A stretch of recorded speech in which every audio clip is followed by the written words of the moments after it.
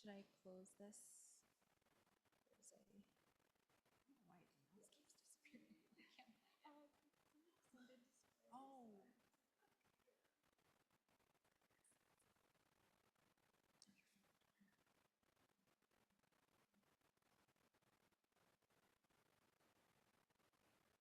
Okay, so sorry. So, so when interpreting the guideline, they actually mentioned that there are some patients who are not well represented on these studies. And so it's generally the patients who have more negative risk features. Younger patients who are premenopausal, grade 3, ILC, HER2 positive, triple negative, and LVSI status was not collected. Also excluded on sound were patients who had extensive multifocality or multicentricity. So just remember that when you're considering this for your patients, to consider some other potentially negative risk features that could put them at higher risk of having occult node positive disease. Okay, so the reason why it's very important and why I went over kind of the risk features is that it overlaps very significantly for patients who are eligible for radiation de-escalation. So this is important because some of these patients would otherwise maybe be eligible for no radiation at all or partial breast irradiation. And you can see when you look at the risk features listed here on these practice guidelines, there's significant overlap. So how do we reconcile those two things, right? Because what we don't want to be de-escalating too many things at once, right? So important things to think about are some of the major studies looking at observation or no radiation after breast conservation. So that's the CALGB 3484 study and PRIME2, which looks at skipping radiation, adjuvant whole breast radiation. So we did say, patients who are node positive really need regional nodal irradiation. And the practice guideline says you can skip sentinel node biopsy in anyone in whom it wouldn't change management. So these are kind of contradictory, right? So the authors actually go over why that is the case.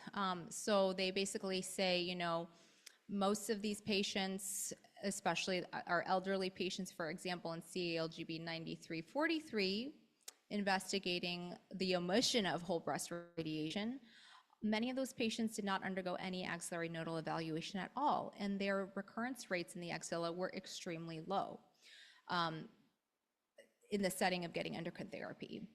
So I think the goal really is to try to optimize the patient selection to reduce those who are high risk. And the other thing that I've kind of maybe not so subtly hinted at is that because whole breast radiation is what is the treatment that most patients received on these two studies, a lot of times the low axilla was probably treated in these patients. So even if they did have occult node positive disease, which probably 15% did based on the sentinel node biopsy arm, it's probably sufficient enough to the whole breast radiation was probably sufficient to control that, at least in the follow-up time period of these studies.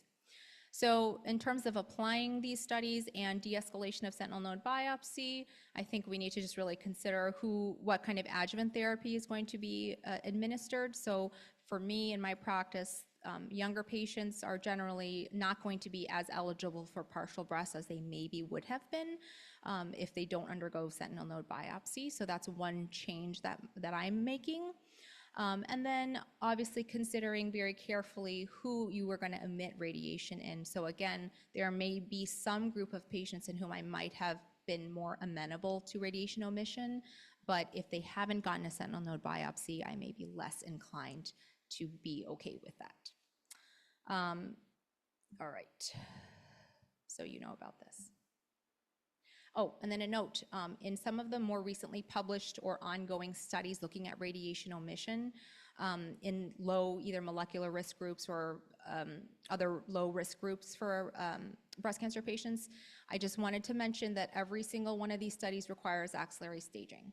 So there's a really good review article that looks at de-escalation of therapy for breast cancer patients. And the conclusion that they make is that in patients under 65 to 70, there is little data to support de-intensification of more than one element of care. So the reason why this is so important is that breast cancer especially is extremely multidisciplinary. So that means that, at least for us radiation oncologists, every decision by other specialties affects what we do, right?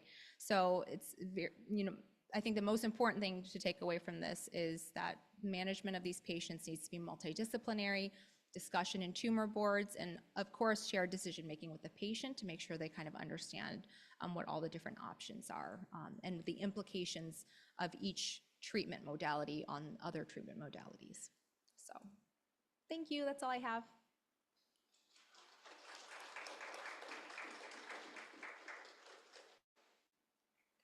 Should I take questions now?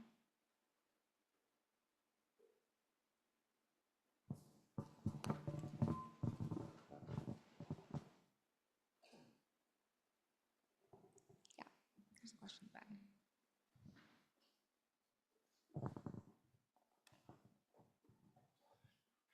So I think my question, I chatted with a radiation oncologist last weekend about this. I'm within the pharma sphere, so you can take this with what it is.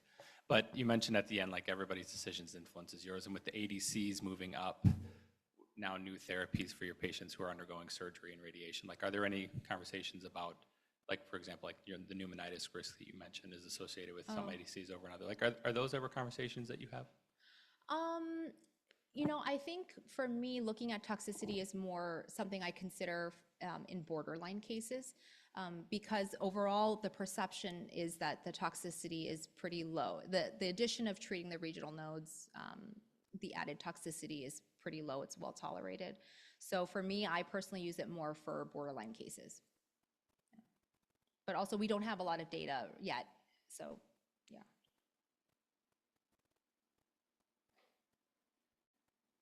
Okay, thank you guys so much.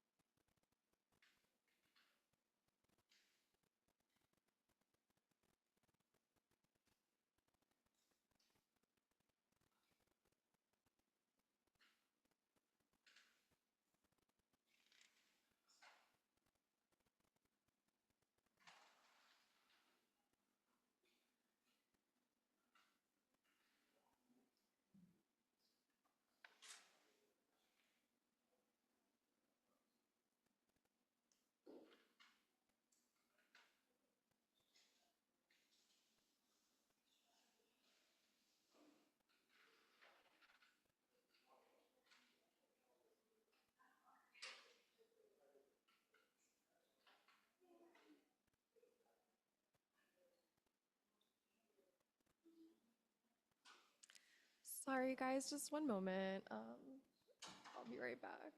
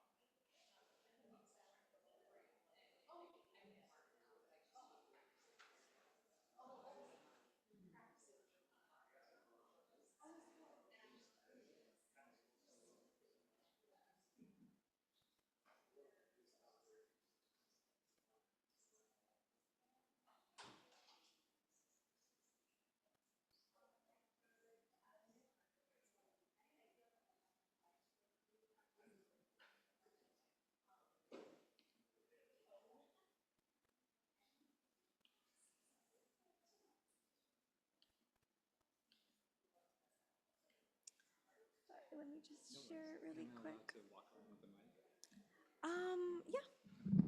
Do you want me to control it for you? I can do it. All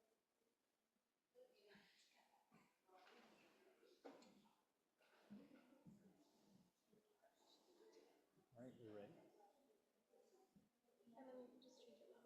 Oh, sounds good. Well, a small adjustment. My name is Sarah Warner. It's not. She literally has the best excuse she could ever think of. She was just in the OR and she's trying to wrap up a case so she can be here. But such is the life when you invite a surgeon to do a talk for you. So we're gonna move things around. I'm gonna go at this point, and then we'll hopefully get to see her speak in a little bit in the next session. So today, just to make it really quick and easy, I wanted to focus on all this amazing information around the antibody-drug conjugates. As we know, there's been a lot of readouts, and I've had people both from your communities, but also from providers all over the country, over the world, asking me, how do we put all this stuff together? Because it is quite confusing. So I thought I'd tackle that subject today. So in terms of today's ADC updates, I've just kind of broken it down to where the meaningful data has come out. Early stage HER2 positive, HER2-driven cancers, advanced stage HER2-driven cancers, advanced first-line TNBC, and then the ER-positive space as well. You guys ready to go? As you know, my thing is GIFs, so there we go. All right. So if you pull up the NCCN guidelines, small print, 2-point font, no kidding, and you can't figure out what's going on, so I can't function in this way. So what I did is I distilled the NCCN guidelines of what I call VK Gotti super simple algorithms, patent pending. Anyway, when I think about HER2 positive early stage disease, my first question is it tiny? So by this we mean, is it T1N0? If the answer is yes to that, we have this classic regimen that's been available to us called the APT regimen, paclitaxel plus trastuzumab. I put a temp up there because there's some data suggesting even single agent TDM1 can be useful in this setting. But these are patients who we're now seeing 98, 99% survivability for these cancers at 8 years of follow-up. There's not a lot we can do there to optimize. If anything, the question is, do they even need treatment? And that's a different question we can litigate on another day. But if the answer is no, the typical answer for these patients is to provide neoadjuvant chemotherapy with trastuzumab and pertuzumab, or in two different backbones, ACT or TC. And then the next question is, did they get a pathologic complete response? And if they did, then we complete adjuvant therapy with either trastuzumab or Phesgo HP. And if they don't, then we go on to adjuvant TDM1. So that's the current kind of approach. And then for those patients who have ER-positive disease, is there a role for a small molecule therapeutic such as neratinib in combination with the anti-androgen therapy? So endocrine therapy. So this is very simple, like 3 bullet questions. It's not very complicated. So how does this just get blown up? So the first trial I want to present is the DESTINY-Breast11 trial. So this is a neoadjuvant study looking at whether or not we can incorporate trastuzumab deruxtecan, or TDXD, into the workflow. And here, this is a primarily European study. I'll show you the demographics in a minute. DDAC, dose-dense AC, followed by THP, is a worldwide standard, even though in the United States we typically do TCHP at this point. And the simple question was, can we drop the anthracycline? Can we put in a different HER2 targeting agent? Anthracyclines, by the way, are probably HER2 targeting agents. The way they work, the way they function, they're more likely to work in HER2 positive disease. So this is a pretty reasonable escalation, if you want to call it, of HER2 therapy in this setting. There was a third arm in this trial, which included just plain old TDXD for 8 cycles. We had an early readout from that arm showing that it was statistically going to be inferior and will fail. So they stopped that arm early. And you'll see some data from that. It was actually published in the New England Journal as well when it was presented at ESMO. So the very simple question here is PCR versus no PCR. And then they get adjuvant therapy, and all these other endpoints become important, such as event-free survival, safety, et cetera. So we'll present what we have from the study at this point. This is a table from the Annals of Oncology in which the journal this was published. I want to highlight a few things. It was mostly a trial of youngish patients under 65 years of age because it was a globalized study. Most of the enrollments were happening in places like Asia. And interestingly, when you look at region of the world, North America was 18%, and for the 18-ish% for the two arms of interest here, and the rest of the world was 15, 17. One could make the case that we are the rest of the world, right? Like we're now minority accruers to these studies. But I just wanted to highlight that a lot of the practice patterns that we observe in the United States were maybe not reflected in this study. So this is the top-line data showing a very nice delta for TDXD-THP versus dose-dense AC-THP.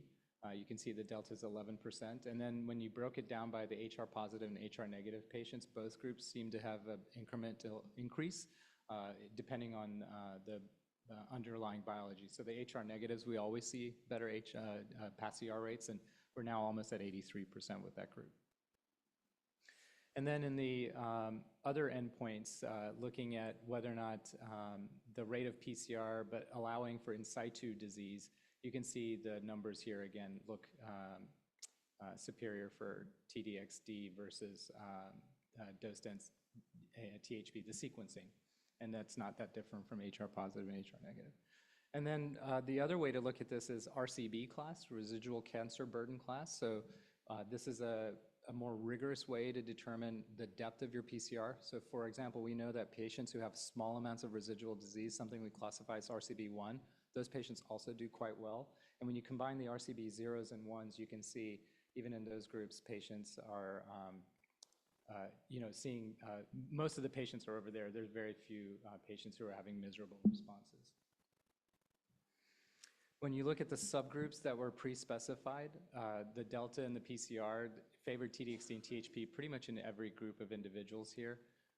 There's some of the wider bars or crossover, but there's really a very consistent finding here. Now, it's interesting when you look at rest of the world, it's a little bit different there, but North America actually did pretty well when we had this treatment compared to the standard of care. And then this is a very, very early look at event-free survival. So we focused on PCR, but just clearing your disease is not often enough. We want patients to live, not recur, and survive their disease. We call that event-free survival. And you're looking at the emergence of a difference here, but both are not reaching any median at this point. And so this is just an estimate, but already we're seeing almost a 44% improvement here. And then lastly, let's see what this is. This is the event-free survival probability of the TDXD alone arm. Interestingly, even though that arm was discontinued, we're not seeing patients recur. So these patients are also doing well on this. And then toxicities are always important with new therapies, and especially with TDXD as it's replacing potentially a standard of care. The good news is all-comer toxicities are not really that different between the two arms, as differentiated by those get PCR and those without a PCR. Oh, whoops, this is not what I'm showing you. This is the therapies that were given subsequent to patients who got no PCR, and you can see as appropriate, they got TDM1 very often, which would have been the standard of care for patients who did not get a PCR. So there's not some other sort of thing kind of driving the differences potentially in things like event-free survival. This is the AE toxicities. So overall, you're seeing toxicities between the two comparator arms that were presented so far, TDXD versus dose-dense AC with followed by THP. You're seeing a grade 3 toxicity rate. If anything, that's a little bit less when patients got TDXD compared to dose-dense AC. And the main toxicity, if you go down in the next table, will be nausea. But when you look at other AEs of interest, the two that really kind of pop out with any HER2 targeting therapy, one is LVD, and you see that it's really low for both arms, so we're doing well in this regard. And interestingly, ILD rates were low for both sides, so this is only 4 sessions of treatment, 4 cycles, and there were 1 grade 5 event on both sides. I think we lose sight. We get very interested in ILD as a toxicity as part of TDXD's portfolio, but it is actually a common toxicity that many patients experience anyway. And it is not uncommon to see out of 640 patients or so, a patient might die just from standard therapies, so that's not unheard of either. And then this is the volcano plot that I was mentioning earlier. You can see nausea is the one that really distinguishes itself on the TDXD side, and notably that goes down after the TDXD is completed. And then the other toxicities are kind of on par, whereas with the dose-dense AC, quite a bit of neutropenia is something that patients are experiencing. And then this is just looking at the TDXD alone arm. Again, this is not this is the arm that was discontinued in comparison to dose-dense AC. Again, we did not see any grade 5 ILD pneumonitis, so these patients got 8 sessions as opposed to 4, and then no LVD, meaningful LVD dysfunction either. So it was well tolerated. It'll be interesting to see if, even though this has an inferior pathologic complete response rate, if it somehow becomes compelling for some patients. And then looking at the ILD for all 3 arms, they're just side by side. You can see it's just overall low rates. But then when these are the patients who were treated with steroids, most everybody recovered and resolved other than the very rare fatal events.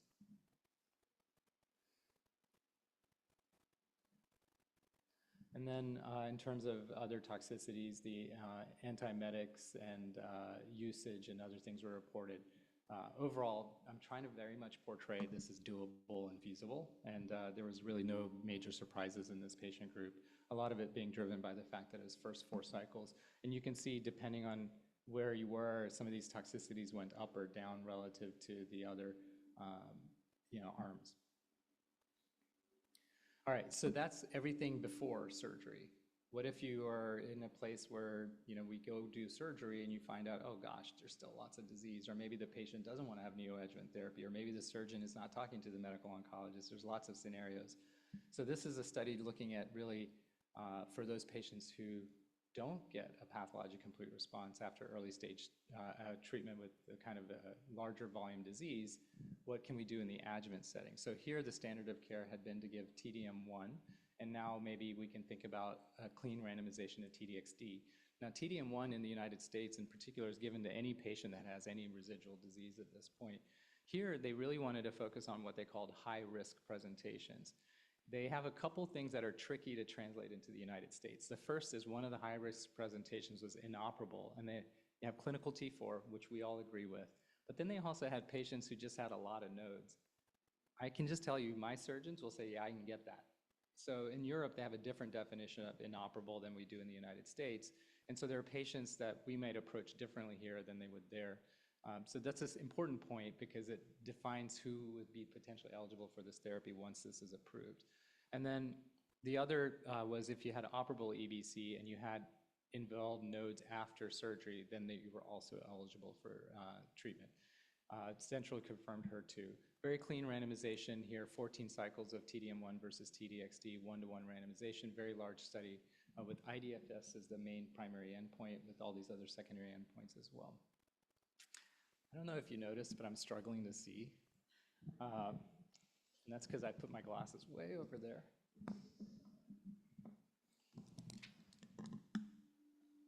All right, this might go better.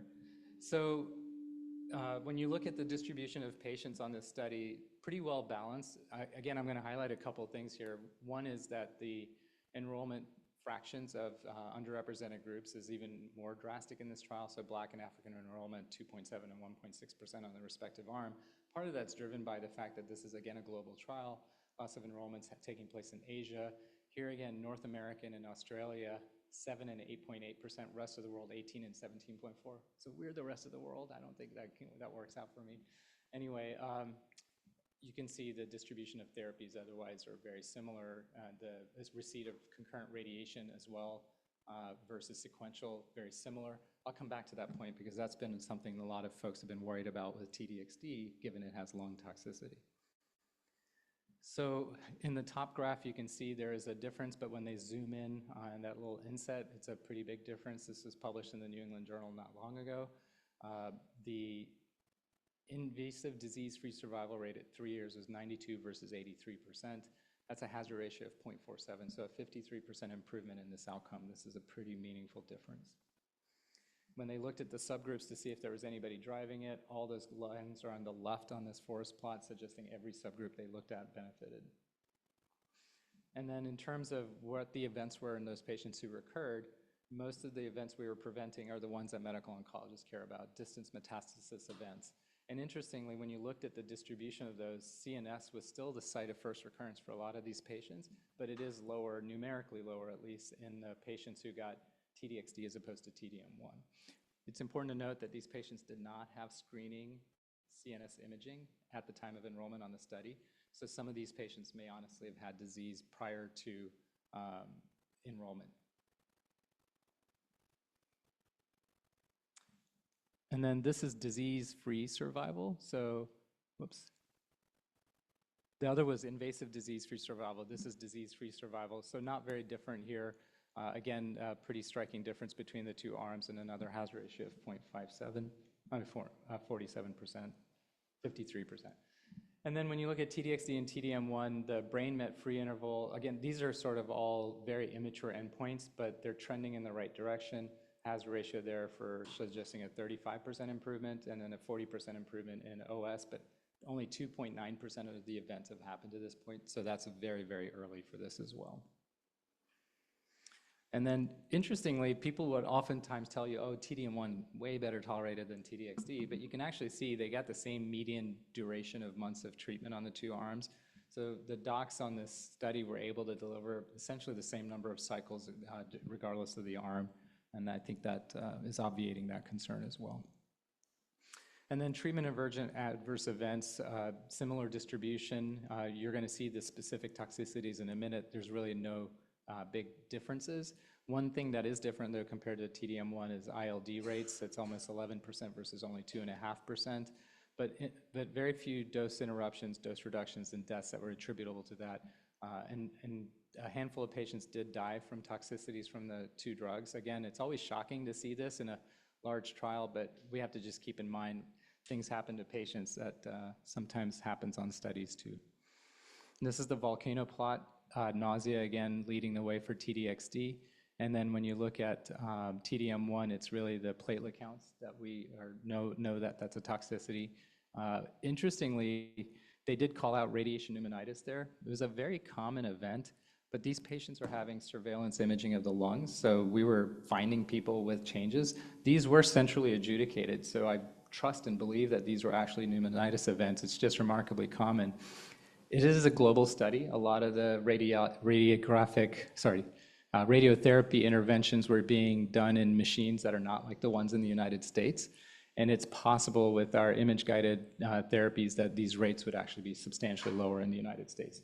All I'm saying is I'm not scared to give this drug, or any of these drugs for that matter, with confident radiation therapists like Dr. Son over there.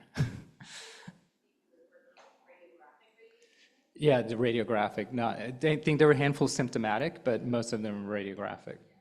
And they were adjudicated as such. They were looking at treatment fields and saying, okay, this is probably related. And here it is, actually. So these are the adjudicated drug-related ILDs. So there were two grade 5 events in the TDXD arm, 0 in the TDM1 arm. And then LV dysfunction was very low in either arm. So this is coming back to that original algorithm that we talked about earlier. And so it's no longer simple. That's the first thing to know. We had to put in red kind of what's potentially going to happen. The first bullet really didn't change, but if you have T2N0 and you get neoadjuvant therapy and you don't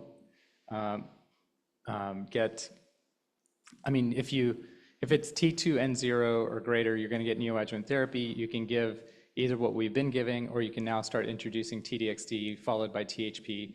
And like I said, some patients may end up only seeing TDXD and then being moved to surgery pretty early. We don't know how that's going to play out in the real world. And then if there was a PCR, if it's complete, we're probably going to still give H and HP and no change. Now, if they have residual disease, this becomes very, very tricky, because if they got TDXD before, maybe we didn't give enough. Do we give more? I don't know. Or maybe you say, it doesn't look great. Maybe we should switch our therapies and give TDM1. So there's no data to guide this, but that could potentially happen. And then if they're low risk, we may just give TDM1 anyway, but insurers may care, and payers may care, why you're trying to give TDM1 versus TDXD based on the enrollment criteria of those studies. So it's getting very, very messy. Our tumor boards are going to be a lot of fun on these patients. And then if it was ER positive, you could still think about endocrine therapy in combination with a small molecule inhibitor like neratinib.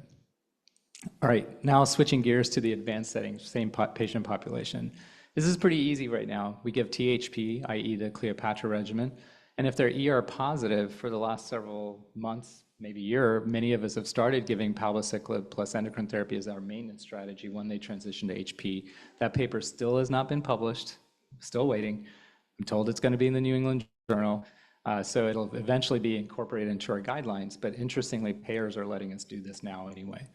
And then if they have an early recurrence, less than a year, maybe we give TDXD. In the second line, if we didn't give TDXD before, we give TDXD now. You still have TDM1 available, and then you have the HER2 climb regimen. So these are all the standards, and then in the third line is pretty much everything else.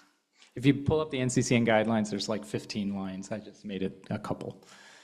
So this is the disruptive study for this setting, and again, also published in the New England Journal at this point, now FDA approved. This is looking at incorporating TDXD as a first-line option in direct competition with THP, and there were two arms, TDXD by itself and TDXD plus pertuzumab.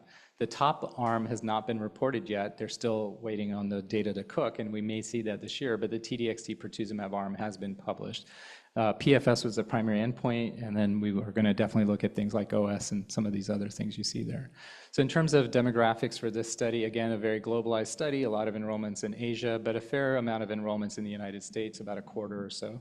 Otherwise, really well balanced. The other thing that's a little interesting is the hormone receptor status, positive and positive, 54 and 54 versus negative. And then a lot of de novo disease. That's, again, not something that we quite often see here, 52%, 51%. They also recorded PIK3 mutations because we know that's a resistance pathway available to HER2 positive disease as well. And then you can see the other things about distribution of disease there. This is from the New England Journal in terms of prior therapies received. In the neoadjuvant setting, again, only half the patients, fewer than half the patients had seen early stage breast cancer therapy, so you're seeing that there.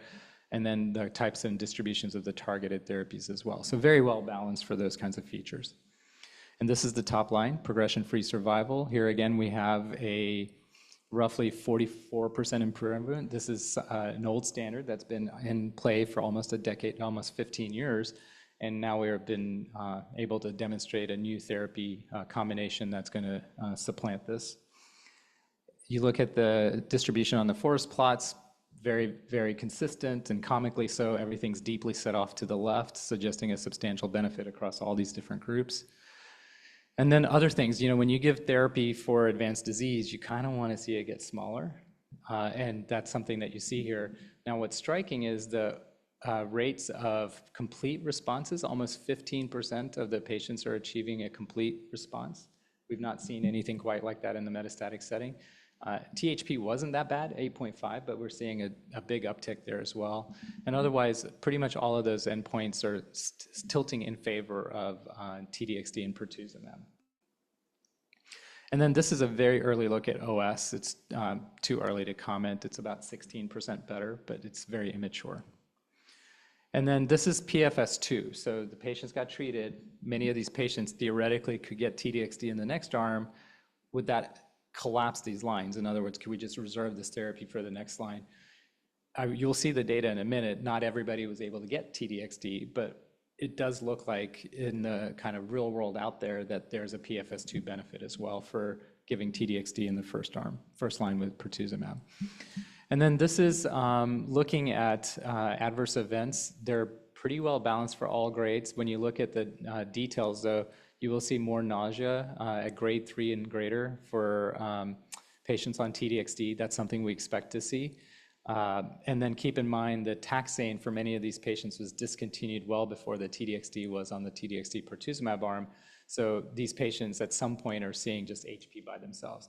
I'm not going to try to trick you into thinking T-DXd is easy compared to HP. It ain't. HP is far easier for patients to be on. So that's just a consideration as you look at this.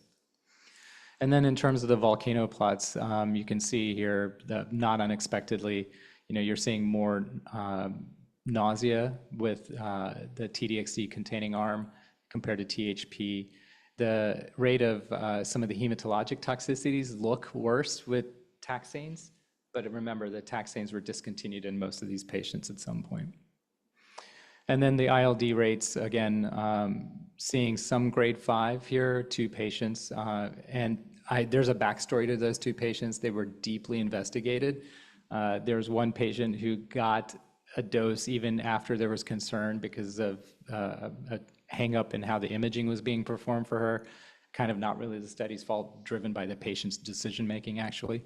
So there's some backstory to why some of these events happen. Overall, the doctors did a great job identifying and managing that toxicity on the study. So this is the algorithm now for HER2 positive advanced disease. Right now we've been giving it's changed. We've been giving THP, certainly still a possibility per the Cleopatra. And then I didn't talk about it here because I'm really focused on the ADCs. We had the HER2 Climate-5 study report. We talked about patina briefly with the palbociclib. So there's a couple of different things that can happen even when THP is the standard. But now you have T-DXd until progression or intolerance. There's about 20 plus cycles given on therapy before patients on a median sort of stopped therapy, and they weren't maintained at that point. So, this is just T-DXd for basically almost 2 years. Now, T-DXd until best response with maintenance is something that a lot of people are talking about. There's studies actually evaluating this, going back to HP as maintenance, and if you're going to do that, maybe you add palbo. So that middle bubble, I have to tell you that red line, as this slides were being reviewed by the auditor for the session, she hated that. But I think my job is to just tell you what people may be doing out there, because I think it's going to be the wild, wild west, at least for that patient group as well. And then after that, not much changes. If you use these drugs in the first line, they're available to you in your second, they're not available in the second line. So, you might be reserving them. It basically bumps things around a little bit. And the third line really doesn't change much either. All right, so now TNBC. My super simple algorithm is we give chemo. And we give chemo with a checkpoint inhibitor if they have a CPS score greater than 10. And then if they have a CPS score less than 10, we just give the chemo by itself. It's that easy. And then after that, it's kind of everything else. But we do have a line where we now slotted in these ADCs. If you're HER2 low, you can even get T-DXd, for example. And then third line is really everything else. And there's a lot of people exploring whether or not you can switch around the ADCs. So this is the KEYNOTE-4 study. This is presented first in terms of the timeline. And it was presented by Sarah Tolaney at ASCO this year. In those patients who are eligible for checkpoint inhibitor therapy, can we swap out the chemotherapy with sacituzumab govitecan? And the primary endpoint was PFS, and they, of course, looked at all these secondary endpoints as well. And then here's to show you another trial that's well balanced between the 2 arms. The US has a little bit more representation on this study, and as a result, you see a little bit more sort of groups such as Black patients being enrolled on this study. I had a patient on this trial who was African American, so one of those is mine. Anyway, not much difference otherwise between the 2 arms. And this is the top line data for PFS, 11.2 versus 7.8 months, hazard ratio suggesting a 35% improvement. And even when you look at the restricted means, it's 6, 8, 12 months, et cetera, all of those time points you see the curve still nicely separated. And then the forest plot shows really all the subgroups that we pre-specified, really seeing no benefit. No one was not doing poorly compared to chemotherapy.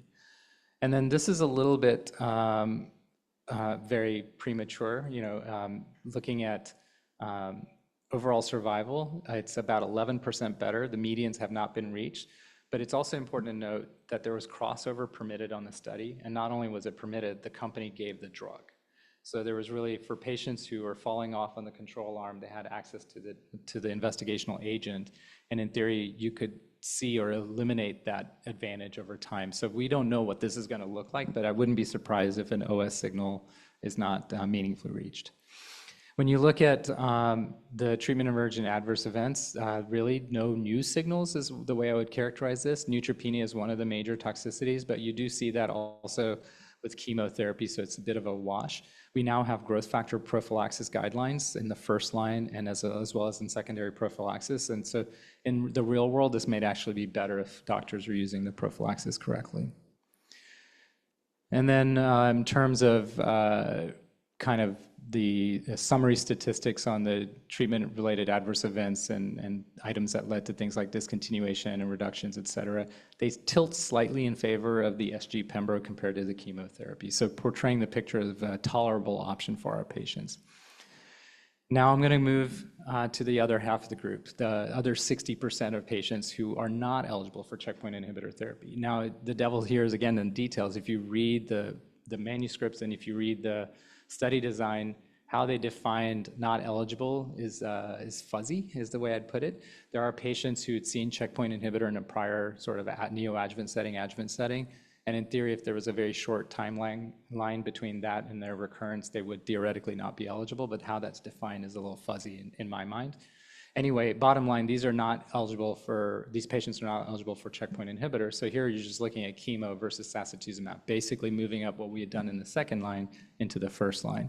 PFS and OS were the main things to look out for.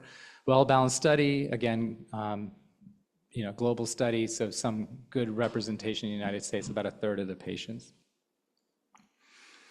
And then this are the other therapies given in terms of prior neoadjuvant, adjuvant therapy, very low rate of PD-1, PD-L1 use in the early stage setting. So here's the PFS improvement, 9.7 versus 6.9, met its endpoint, 38% improvement in the hazard ratio there. And then every subgroup that was evaluated seemed to tilt in the favor of the SG. And then in terms of OS, numerically not better. It's only about a month difference.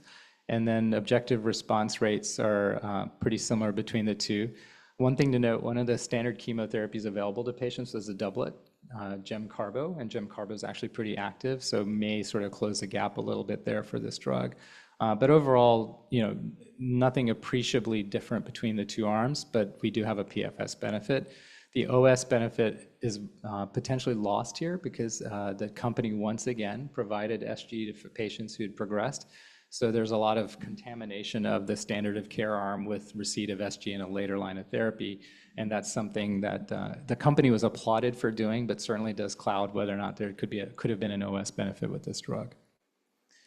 And then in terms of AEs, no surprises, a lot of things related to, I'll just go to it. It was really the neutropenia, which is the big thing.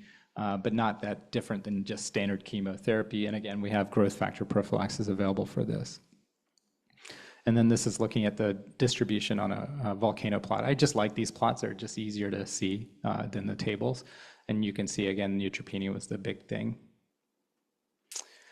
And then right after that was presented, to steal one company's thunder, the next company came up and presented this remarkable data. So this is datopotamab deruxtecan in essentially the same patient population as was seen in an ASCENT-03, but here the comparator again is to just chemotherapy by itself, and patients were not eligible for checkpoint inhibitor, as I said. So here, interestingly, a dual primary endpoint, OS and PFS, versus the other secondary endpoints that you see. The PFS was by blinded independent central review. This study was more globalized, I would say, but About a third of the patients enrolled in the United States as well. Pretty low Black patient enrollment, unfortunately, again. A pretty big improvement in the PFS, 10.8 versus 6 months. Hazard ratio of 0.57, so 43% improvement here. And then every subgroup seemed to benefit. And then this is the OS. So they got an OS readout that was positive. So no crossover to the investigational agent, but patients had a 24 months versus 19 months, a 5-month delta roughly, and that translated to a 21% improvement in the hazard ratio.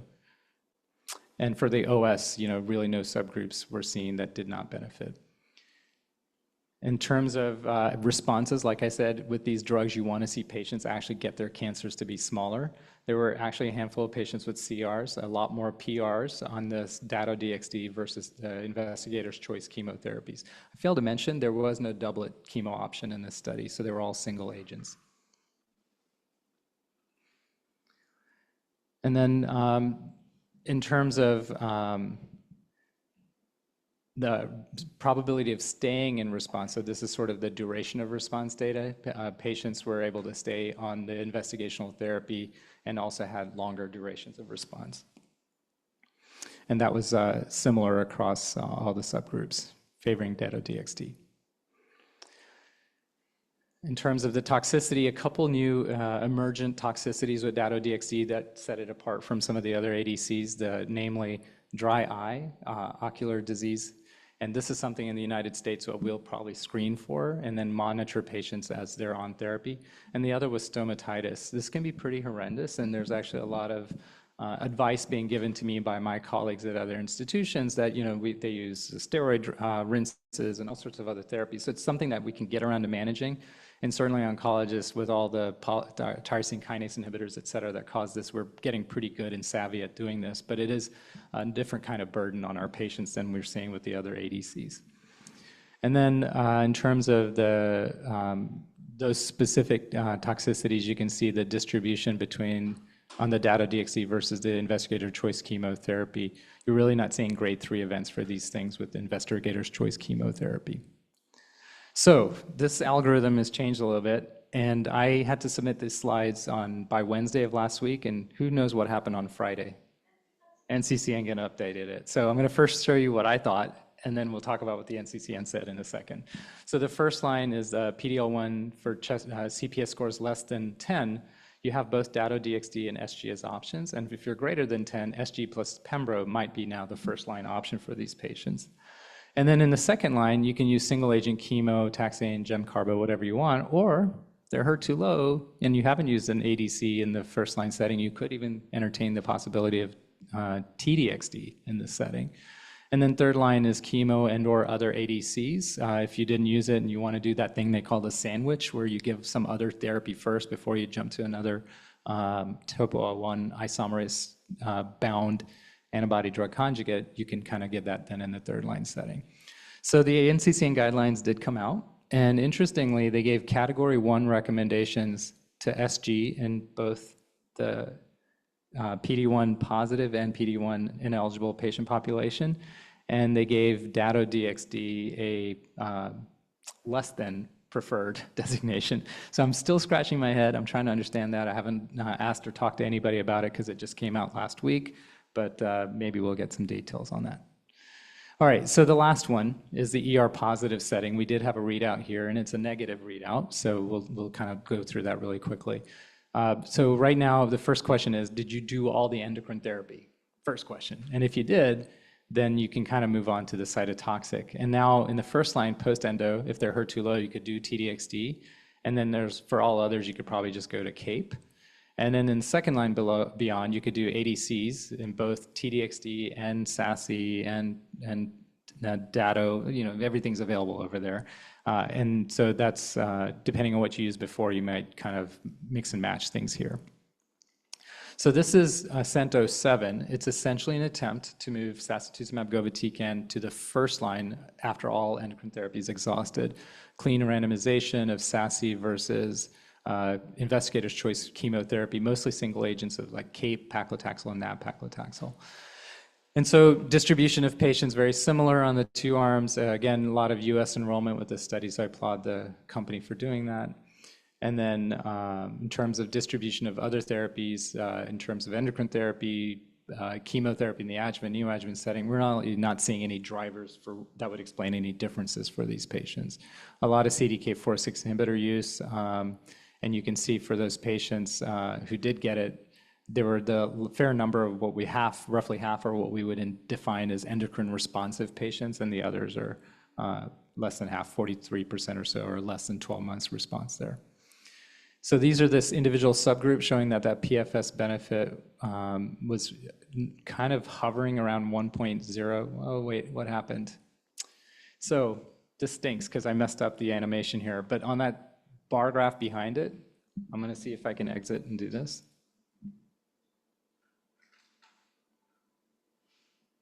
I don't know how to use a laptop. Oh no, I think I messed up everything. All right.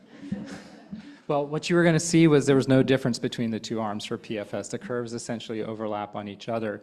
That was on the blinded independent central review.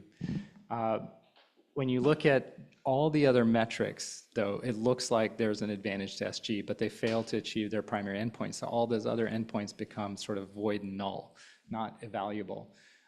So for example, if you looked at the PFS benefit based on investigator review, there was a difference. If you look at the OS, there looks like there's an emerging difference. If you look at all the other forest plots, it looks like there's a difference. So by virtue of missing their PFS, and there's some explanations for this, but by missing that PFS on that primary endpoint, this is essentially a negative trial. We can just move on, it's fine. No, it's okay. Oh, sorry, I messed it up.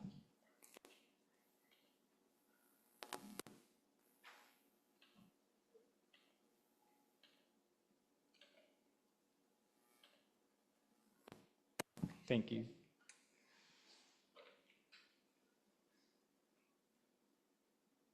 It's not advancing now, though.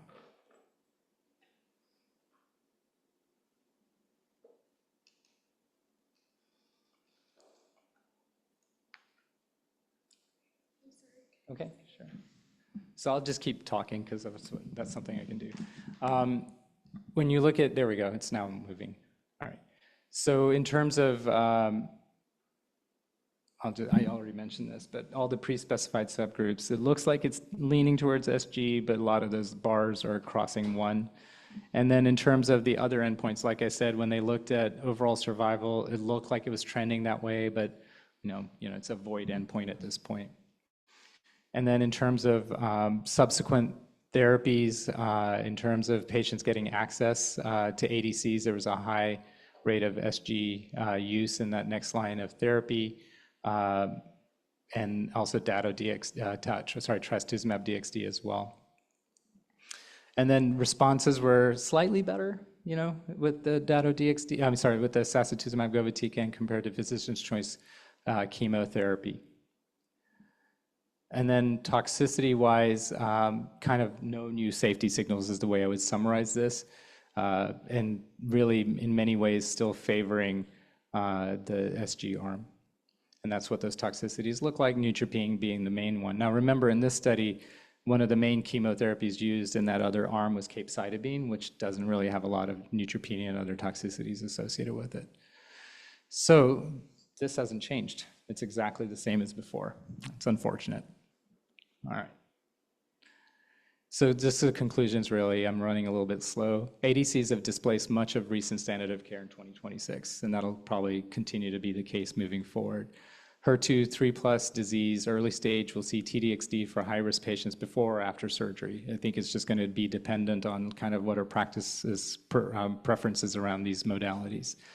And then in the advanced setting, we'll probably see a lot of patients get T-DXd in the first line, but I think THP still has a lot of advocates. When you look at the patina data, for example, the median OS with that strategy is still 44 months. It's actually 3 months longer. Of course, that's after induction with chemotherapy, so we're not comparing apples to oranges, and there's a chance a lot of people will do these hybrid sort of versions of this.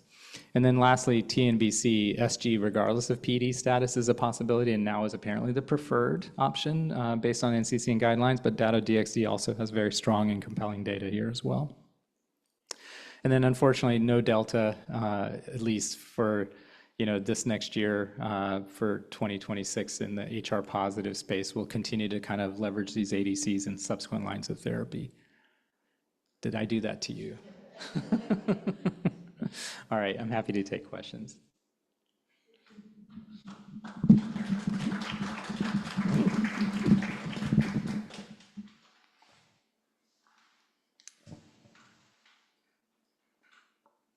Are there any online? Would I be able to see that? I can check it. Yeah, I don't see any. Okay. All right, I think we're getting a break now. Is that right? Mm-hmm. All right. Thanks, everyone. Thank you.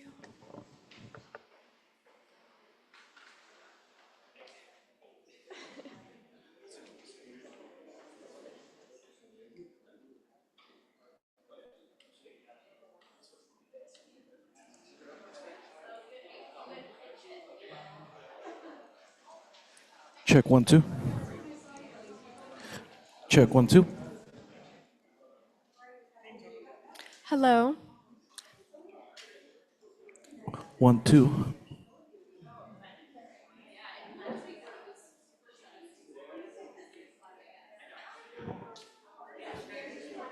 1 2.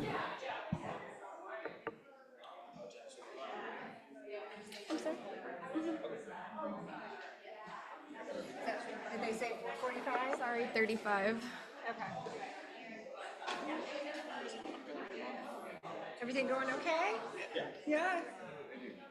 That was one thing that we hadn't thought about when you're talking about the mic, like coming up here and then having it down here, right? And it's okay. It happens a lot. So like we go higher on the mains, it's gonna get a lot of feedback. Yeah.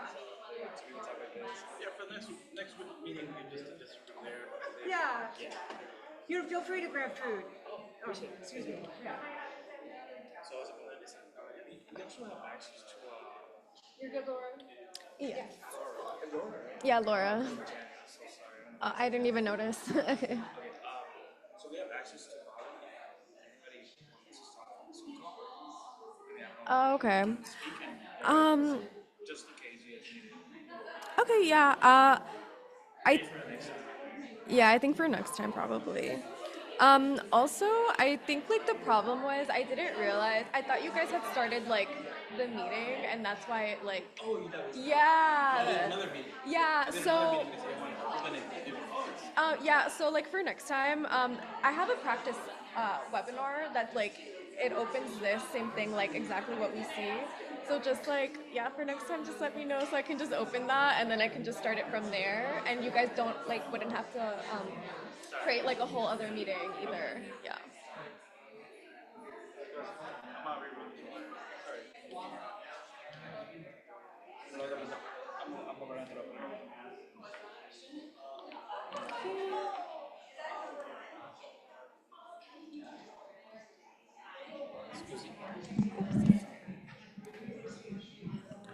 Check 1 2.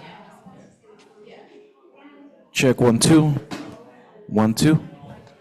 1 2. this one's a little.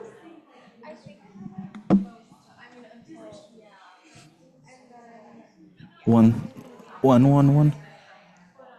Yeah, I forgot to tell earlier. 1 2. 1 2. Check 1 2.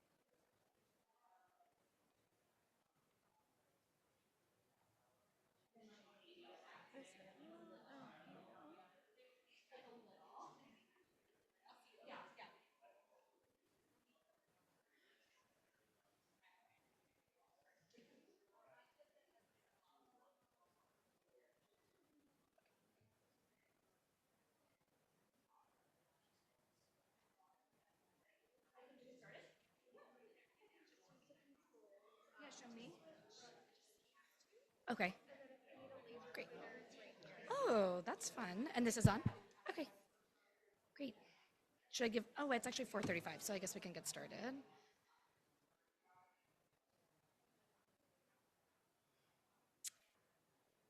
Great. I think in the interest of time, I don't know if you guys, can you hear me? Great. Woohoo. Okay. In the interest of time, just to kind of keep things moving along, we can go ahead and get started. For those of you that I haven't met yet, I'm Sarah Werner. I'm one of the new GYN oncologists over at UIC, so I'll be doing the GYN portion of the Women's Health Talk today. I think that's really all I have to say about that. I came by way of Buffalo, New York, so I'm enjoying this cold weather, I would say. Feels like home. And today I thought, one of the things that is one of the controversies, I would say, still in the GYN space is whether or not we should be integrating tumor biology into cancer staging, and in particular in endometrial cancer staging.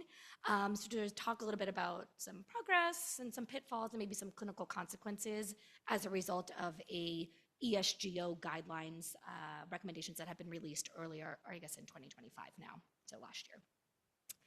So I have nothing interesting to disclose to you guys at all. And I guess I'll just do like a brief little background, I don't know how many folks, except for my GYN gals over here, who experience GYN oncology in any functional capacity. So when I was thinking and debating sort of about what to discuss with everyone, there really have been some groundbreaking, I would say, practice-changing papers that were really at the top of my list. And in particular, they're all published in 2023, which was an extremely busy year, I guess, for GYN-onc, and it's been very exciting. So both the RUBY trial and GY018, which were published in the New England Journal of Medicine, were really the first step of introducing checkpoint blockade into the gynecologic space, and we were very excited with that and really ran with it. And then that was sort of followed subsequently or around the same time by Keynote 818 and the Interlace trial, which also incorporated pembrolizumab into treatment for cervical cancer, as well as incorporating what we call induction chemotherapy for our locally advanced cervical cancer patients. And then lastly, just to briefly touch on ADCs, because I know Dr. Gotti was talking about them as well, but they've entered the gynecologic space as well, woohoo, with mirvetuximab, which is an ADC for ovarian cancer with folate receptor alpha positive status. I would say all of these to date, in the past 2, now 3 years, have been incorporated into our daily practice, I would say, and are utilized by myself and my team. So where does that really leave us about what to discuss today? It was sort of my hope initially, especially for folks who aren't in the GYN sphere, to just acknowledge that this is something that we're at the foreground of also incorporating for our solid tumors, which has been really exciting. But 3 years later, I wouldn't really call these new anymore, although certainly groundbreaking. And so then really I thought about a topic that has not yet really become standard of care, at least here in the United States, spoiler alert. It's really a topic surrounding the implementation and incorporation of molecular classification for staging.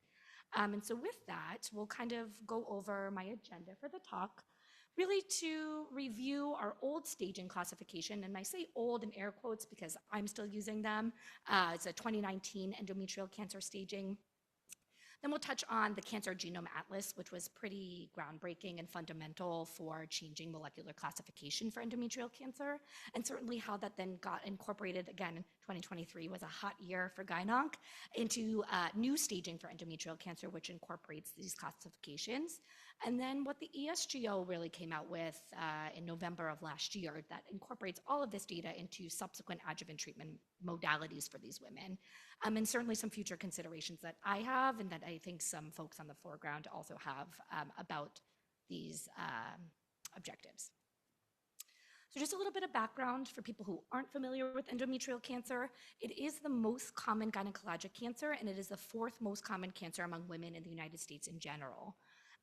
It is one of the few cancers that actually continues to rise in incidence of the past decade, with an increase in incidence of about 1% a year, with increasing mortality rates as well. This trend in incidence really can be seen with rising rates of obesity.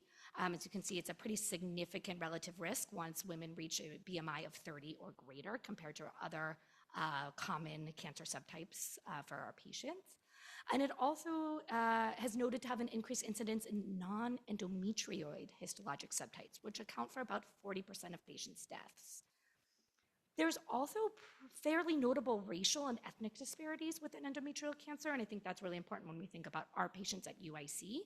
And it really exists, these racial disparities exist across the cancer continuum. So it includes stage at diagnosis, aggressiveness of disease, notable delays in treatment, mortality and survival, to name a few. So fairly significant impact there, and this has been well studied and certainly highlights a lot of room for improvement on all accounts. Historically, endometrial cancer was characterized into two groups, type 1 and type 2, which was based on just histopathology alone. The type 1 endometrial cancers are linked to estrogen excess, that obesity that I mentioned, certainly hormone receptor positivity, and actually is overall a fairly favorable prognosis when we think about overall treatment across all stages. In comparison, the classic type 2s always have a higher grade or are associated with a serous or a clear cell histology, much more aggressive cancers.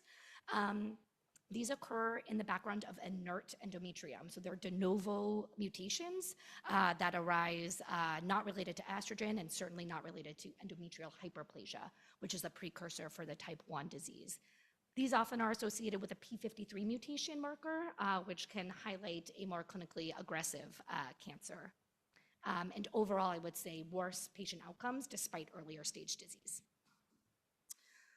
So this is our 2009 staging and my current staging, which relies on surgical analysis only, so anatomic spread of disease, which is fairly standard, I would say, for most solid tumors. This includes surgical staging, so via hysterectomy, bilateral salpingo-oophorectomy, removal of both tubes and ovaries, as well as bilateral sentinel lymph node biopsies, which we've incorporated in the past, I would say, decade, following our breast colleagues who laid the groundwork for that. Most often this can be done through minimally invasive approaches, so robotic or laparoscopic, which the patients overall do fairly well and go home the same day. I would say the majority of our patients are staged surgically. However, we've also incorporated imaging, so like PET and MRI for our patients who are not surgical candidates to help us stage them for distantly metastatic disease.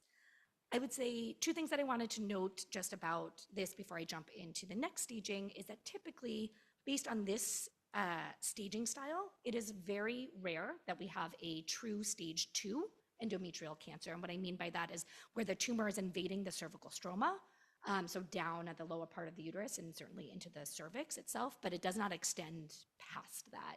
And what I mean by that is typically when we think about anatomic spread, if we already have cervical involvement, we're often dealing with patients who already have nodal-based disease as well, which will put them at a stage 3. So it's very infrequent that we have encountered this stage, and I highlight that because once we talk about the new staging, the stage 2s are abundant, and the question is, what do we do with those? We don't know. Also notably, when we think about our stage 3Cs, so our nodal-based disease, as of right now, the Society of GYN oncologists are not including like ITCs, isolated tumor cells, or micrometastatic disease found within these sentinel lymph nodes as a positive lymph node. Although they make a asterisk and a comment saying that certainly these are at high risk for recurrence, we do not treat them as a stage 3, which I find to be very interesting and maybe a little unfortunate at this time. Great. So when we think about early stage endometrial cancer as determined by our 2009 staging, the primary treatment is, again, surgical staging, and then patients who meet certain high intermediate risk factors, so women who are over 60, who have a myometrial invasion that's greater than 50%, or the presence of lymphovascular space invasion, the recommendation is for them to get vaginal brachytherapy, which is usually about 3 treatments of cylinder adjuvant radiation to the vaginal cuff, as we know from a historical analysis that these women are at higher risk for vaginal cuff recurrence. It's important to note that the IVRT has not been found to improve survival, but it does decrease recurrence rates for these patients. when we historically think about early stage uterine confined disease, but the high risk histology or the classic type 2s, the recommendation is actually, even despite being confined to the uterus, for these women to get systemic chemotherapy. And it's usually 6 cycles of carboplatin and paclitaxel, which are the backbone, the mainstays for our chemotherapies. Sometimes we also add in a little sprinkle of vaginal brachytherapy as well to sort of give them that local control. And then when we think about advanced disease, when we are approaching the stage 3 and certainly stage 4, there's a debate about whether or not chemotherapy plus whole pelvic radiation based on PORTEC-3 trial data is beneficial. I will say it is, but the patients, it is very toxic to them, and it's very challenging for them to complete the entire regimen. So we've really pivoted, thanks to GY018 and the RUBY trial, to do systemic chemotherapy plus checkpoint blockade, followed by maintenance, which has been much better tolerated and has just as great effect for these women.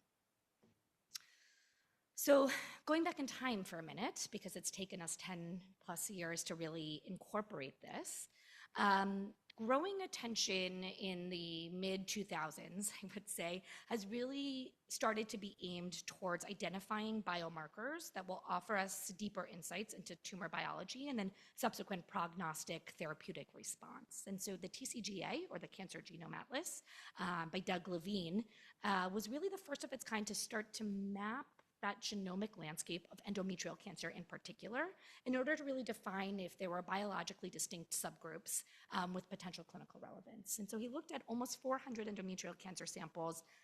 They were deeply profiled, and I'm not going to pretend to start getting into RNA-seq with you guys, but they really did multimodal analysis, including whole exome sequencing, DNA methylation, RNA-seq, protein expression, et cetera, for all of these endometrial samples, and to really help try and classify any type of subgroup. And interestingly, across all 400 samples, they found 4 distinct molecular subgroups with these patients that had differing tumor biologies and certainly overall clinical prognosis and clinical outcomes. So bear with me as I sort of highlight the 4. You can kind of see them up at the top there and down at the bottom, decision tree, but POL-E is our first molecular group. That's the blue. They were found to have extremely high mutational burdens that were driven by mutations in the exonuclease domain of POL-E. These patients have fairly indolent and well-behaved tumors with excellent prognosis, despite even observation alone. Next are our green patients. These are the microsatellite instability or hyper-mutated groups. These are mismatch repair deficiencies, which, as we all know, with checkpoint blockade is extremely important, and we love studying this, and this was sort of the first one that we really started looking at. These obviously also have an elevated mutational burden. This is most often due to the MLH1 promoter methylation status. Following that is the copy number low in orange. These are generally the endometrioid type tumors, fewer structural changes, lower mutational burden. Overall, I would say also fairly like a benign type of actor in the landscape of the endometrioid histology families. But the last one is the red, copy number high.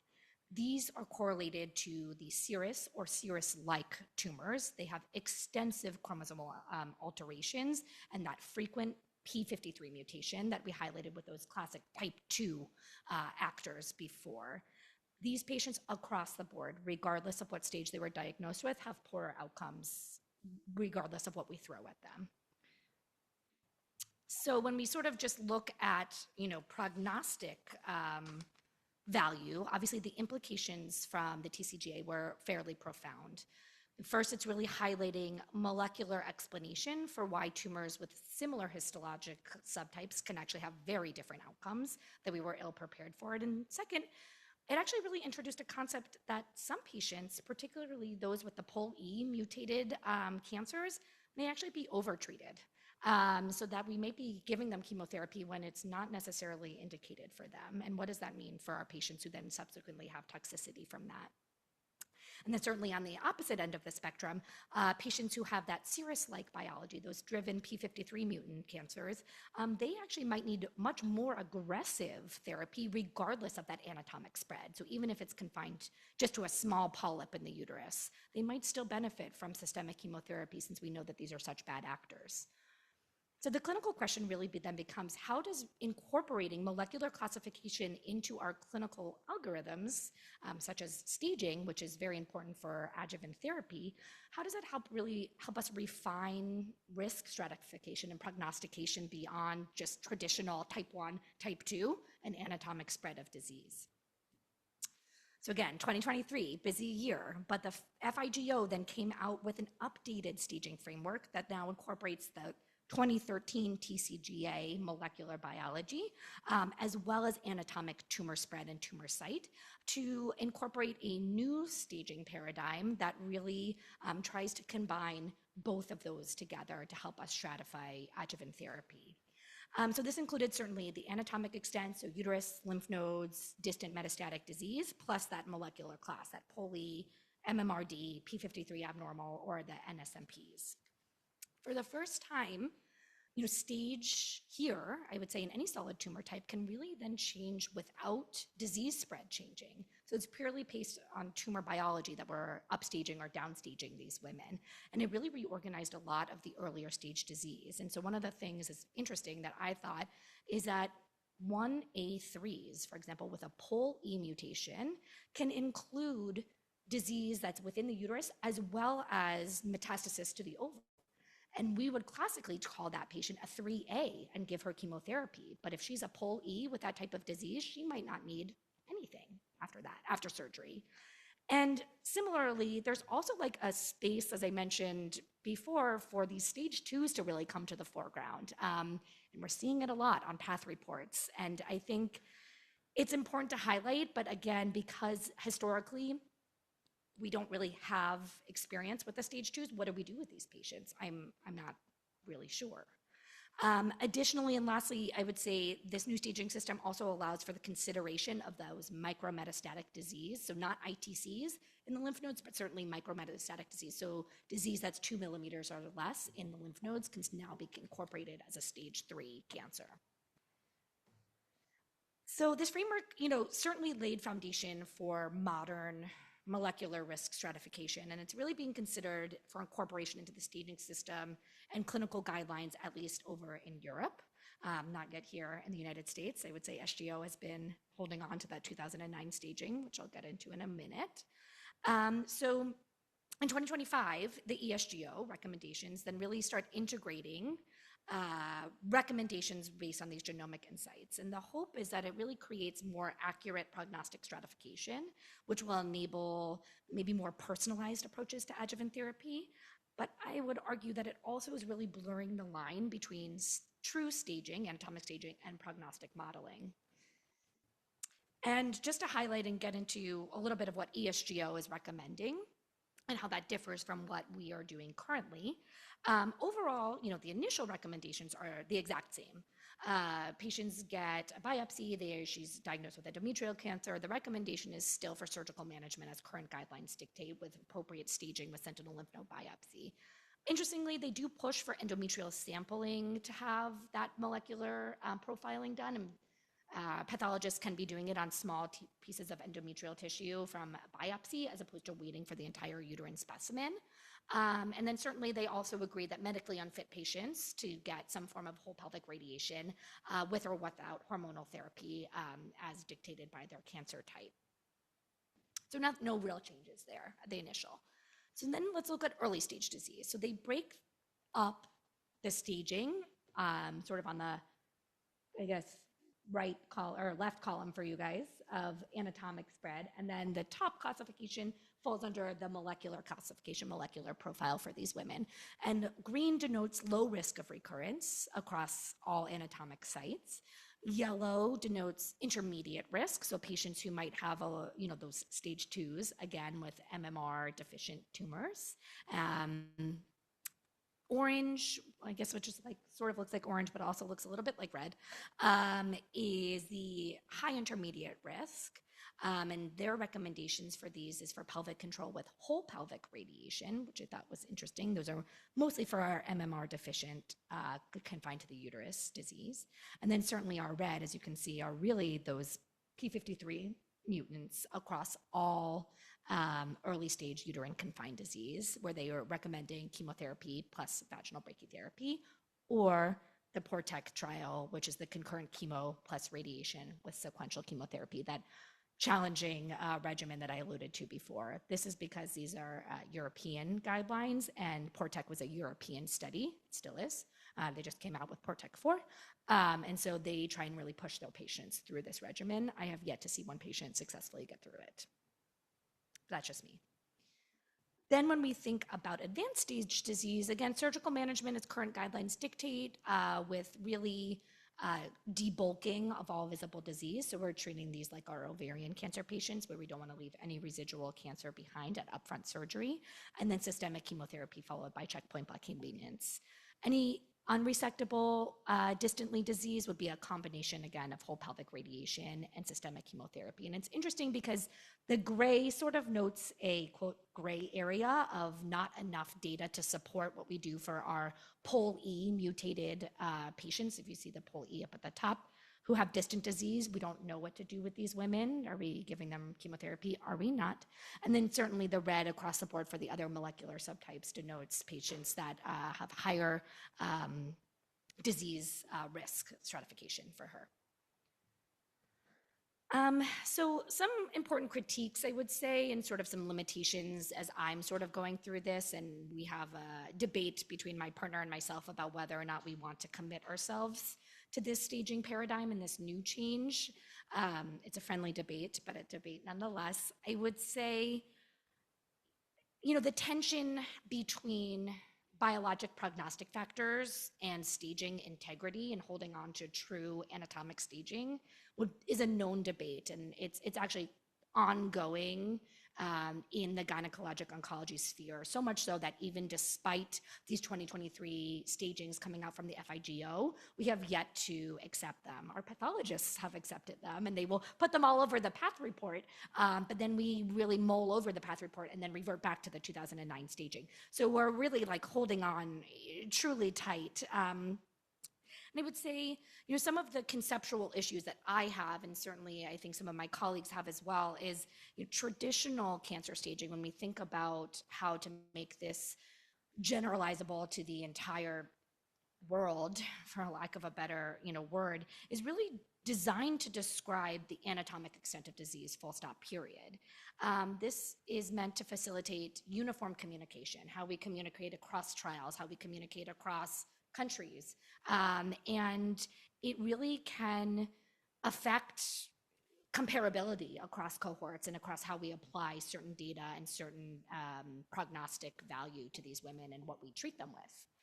I would say it certainly also makes comparisons across historical data sets challenging. And as I alluded to, again, those stage 2s really jump out to me because all of our historical data for endometrial cancer is really, the stage 2s didn't exist, and now all of a sudden we have an abundance of them, and sort of to have cross comparability from history, we're not really sure how to be treating them appropriately. The ESGO thinks they know, but do we know? I don't know.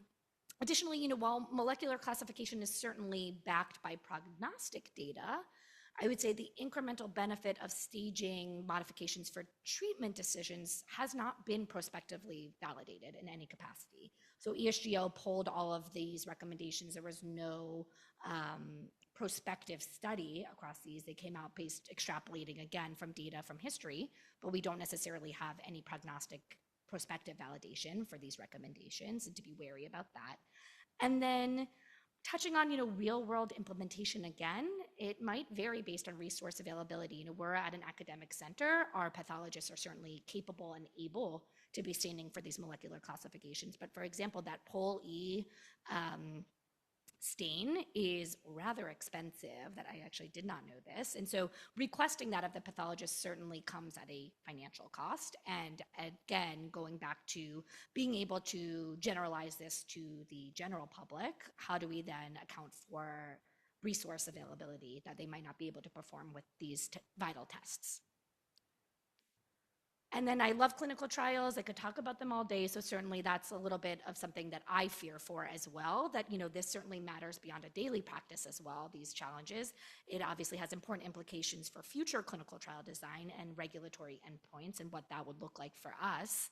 So combining prognostic markers into staging will complicate not only meta-analysis, so the historical data that we have, but again, historical control use will be very challenging for us, again, to extrapolate meaningful response and data to this. As definitions of stage groups vary over time, again, those stage twos like popping up, how do we compare in the past? And then risk groups also become, I would say, less comparable without like complex recalibration. So to really start classifying anatomic stage and molecular biology, that adds in an entire variable that can cause, I would say, statistical head scratching, I guess.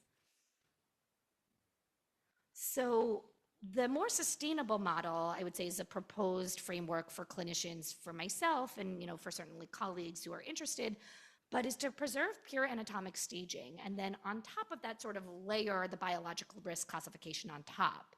So then we use that biology to guide therapy, not necessarily to redefine the patient's stage, right? So she stays as a 1A, but she has that P53 marker. Okay, we should know that we need to be more aggressive back with it. And then, of course, to be very explicit with our language, I think, in both clinical trials and tumor boards and how we talk to our medical learners. And so this was sort of the distillation of those recommendations, in my mind, is to continue using the 2009 pure anatomic staging, to always then specify molecular classification on top, and then avoid implying that traditionally in the past, anatomic stage alone dictated treatment. Well, that's clearly not enough. We've seen from the TCGA that we have to be considerate of the molecular biology, but we don't have to change her stage. We just change the prognostic value on top of that. And then certainly educate trainees on this distinction, as I think precision in language matters more than precision in staging labels, if that makes sense. And so some take-home considerations, obviously, is, biology belongs in treatment decisions. It certainly belongs in prognostication. I would say whether biology belongs in staging remains somewhat of an open question. These guidelines really integrate deep molecular stratification with traditional surgical and adjuvant therapy recommendations that offer personalized treatment, which I think is sort of, as the face of oncology is approaching, is more individualized, more personalized medicine to the patient herself and the tumor biology itself.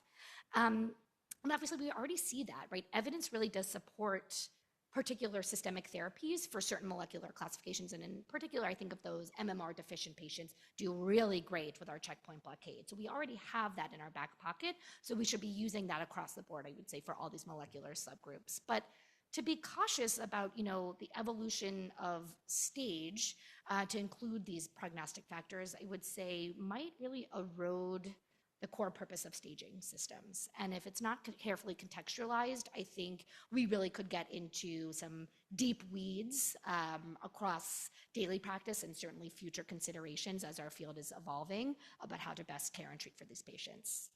So I think I'll leave you with that head scratcher. If you have any questions, feel free to ask, but that's endometrial cancer.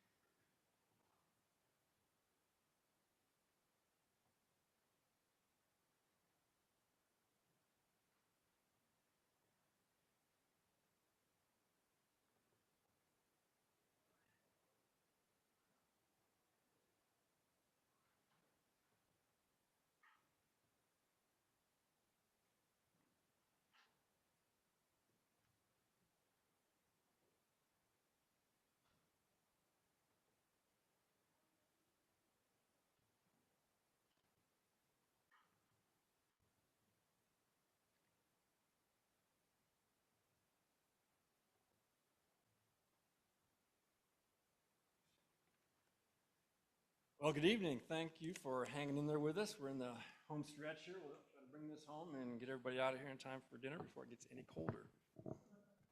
I'm Kent Hoskins. I'm a medical oncologist, a breast oncologist at the University of Illinois, and appreciate the opportunity to talk to you tonight. I got to figure out, I'm at that age where I'm never sure which glasses are going to be the right distance for me, so I got to figure out which ones to wear. That probably works. I may have to switch, but we'll see. Anyway, so I'm going to be talking about HR-positive, HER2-negative breast cancer and give you a quick update on kind of the landscape in that disease space for advanced metastatic disease. All right, let's figure out how this works. Those are my disclosures.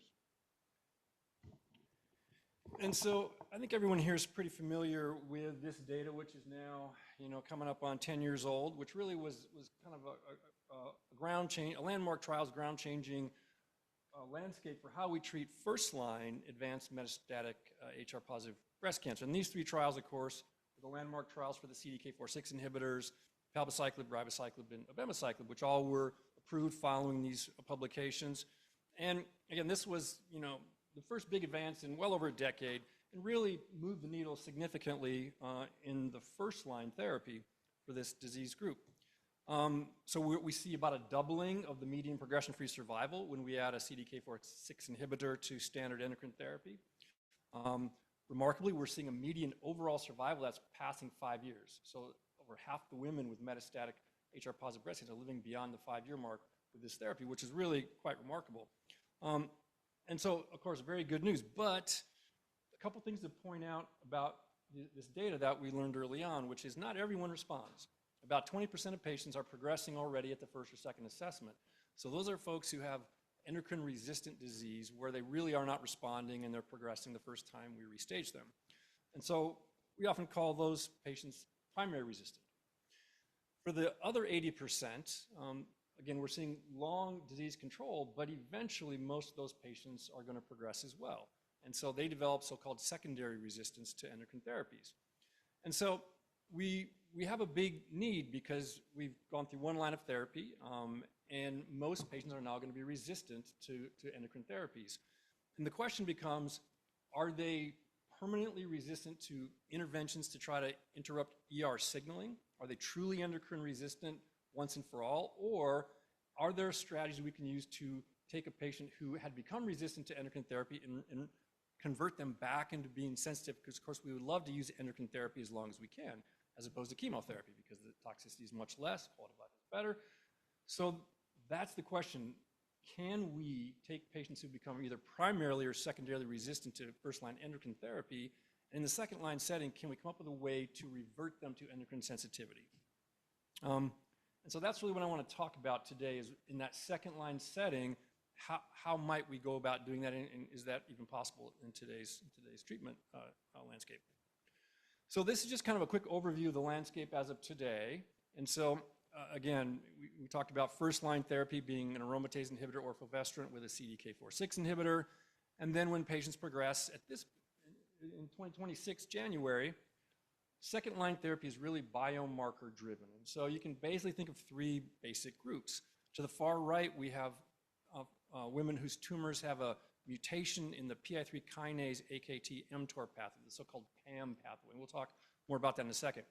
And so we now have 2 approved agents that target that pathway that are given in combination with an endocrine partner, and that really has certainly given us some new tools in the toolbox. The second big molecular subgroup are those who have a mutation in the ESR1 gene, and that's the gene that encodes for the estrogen receptor. So when I say ESR1 gene, I'm talking about the gene for the ER, the estrogen receptor. And we now have 2 drugs, oral SERDs, which we'll talk a lot about, which now have been approved to treat in women whose tumors have developed an ESR1 mutation. And then the third group are so-called wild type, meaning they do not have activating mutations in either of those pathways, either the PAM, the PIK3CA pathway, or the ESR1 pathway. On tumor molecular testing, they're wild type. They're normal in both those. And so that group now we generally would give either fulvestrant or an AI with or without a PI3 kinase inhibitor, everolimus, or in some cases retreat with a CDK. So that's kind of where we're at as of today. Now, I don't mean to throw shade at that. That's actually quite a significant advance. Less than 7 or 8 years ago, we had basically one option in that setting, which was fulvestrant or two endocrine agents, an AI or fulvestrant with everolimus. So that was it for everybody. So we've added 5 new treatments in this space over the last 7 or 8 years. So certainly progress, which I don't want to minimize, but the question is, are these treatments really getting us where we want to go? And beyond that, we have then a whole variety of different treatments that we might employ. And again, we're not going to get into the chemotherapy aspects today. So the question I want to pose is that second tier, that second line therapy, is it doing what we want it to do? And if not, how might we push to that point? So that's the theme we're going to talk about. So to really understand this, we need to do a bit of a deep dive into estrogen receptor signaling to really understand the complexities. And again, this is a complex slide. We don't have to remember all of it, but I want to point out some really important points.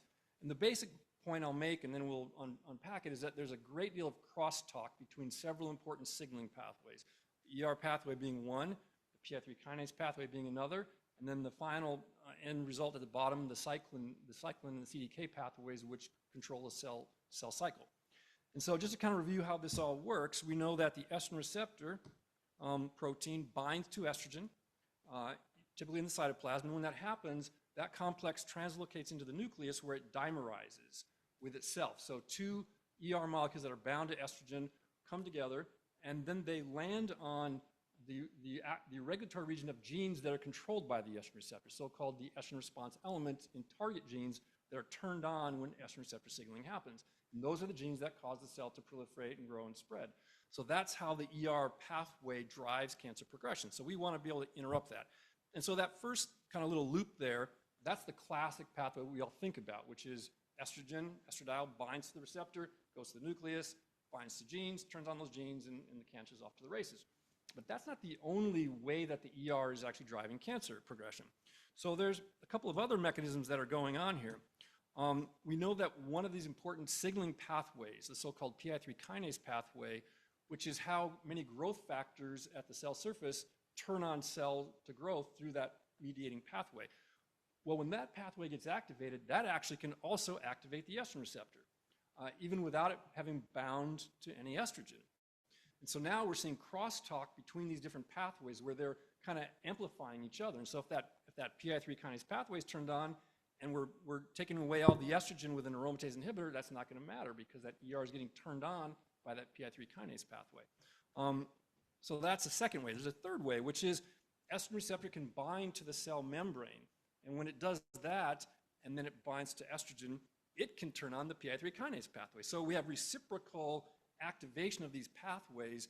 So it's going bidirectional. So if one pathway goes on, it turns on the other one goes on, it turns on the other. So there's this really complex interaction that we have to be thinking about, because if we block just one arm of that pathway, we may not really accomplish what we want because of all these other things that are going on. So important, again, not to remember all these details, but to recognize there's a great amount of crosstalk that goes in both directions with these different signaling pathways. And then, of course, they all end up causing the cell to proliferate, and so they're affecting the cell cycle control genes, which is what the CDK4/6 inhibitors are involved in. So it all kind of ends up funneling back down. So there's sort of 3 main areas there: the ER signaling, the PI3 kinase signaling pathway, and then that final common pathway of cell cycle control that are all working together to try to get around what we are doing when we try to treat the cancer. And so, of course, now if we're trying to think about, well, how do we overcome that? What are the resistance mechanisms that can happen after that first-line therapy with an aromatase inhibitor and a CDK4/6? And this is not even a complete list, but it's just to kind of give you some basic ideas. So what can happen? Well, the ER gene, the ESR1 gene, can develop a mutation. And so it can get turned on when there's not any estrogen around. And so that can activate that pathway even when we take away the estrogen. We're going to talk a lot about that in a second. As we talked about that PI3 kinase pathway, mutations can develop in the members of that pathway, which turn that pathway on, which, as we just talked about, can then bypass what we're trying to block. And of course, the cell cycle, we talked about the CDK4/6 inhibitors are trying to block at this level, but there are ways around that. And some of the other genes can get amplified to overcome that. There can be mutations, et cetera. So, and this is just kind of a highlight of a few of the main resistance mechanisms that are at play. There's actually quite a few other ones. We're going to focus on these three today because they're the ones where we probably have the most advanced pipeline of therapeutic approaches that are, I think, sooner than later going to be coming into the clinic that are going to hopefully really be game changers. So again, I'm going to mainly focus on the ER signaling arm of this, but we'll kind of sprinkle in a little bit about those other two as well. But we're really going to focus today. We could spend the entire afternoon talking about this topic, so I'm going to kind of narrow my focus a little bit and really primarily focus on the ER signaling arm of that pathway, since that's really the primary piece of it. So, ER targeting agents. We all know about the aromatase inhibitors that we just talked about, standard first line. We know about fulvestrant, which is what we call selective estrogen receptor degrader, or a SERD. But there are now, in the last several years, several new categories of what we're going to call novel ER targeting agents that are now making their way not only into the clinical trials pipeline, but even into the clinic. And so the first are the so-called oral SERDs, selective estrogen receptor degraders. Two have been approved, elacestrant and imlunestrant. Several others are getting very close to that point, and we'll talk about some of that data. Everything else I'm going to talk about from here on this section is not yet FDA approved, so it would be still investigational agents, but I think there's going to be a lot coming.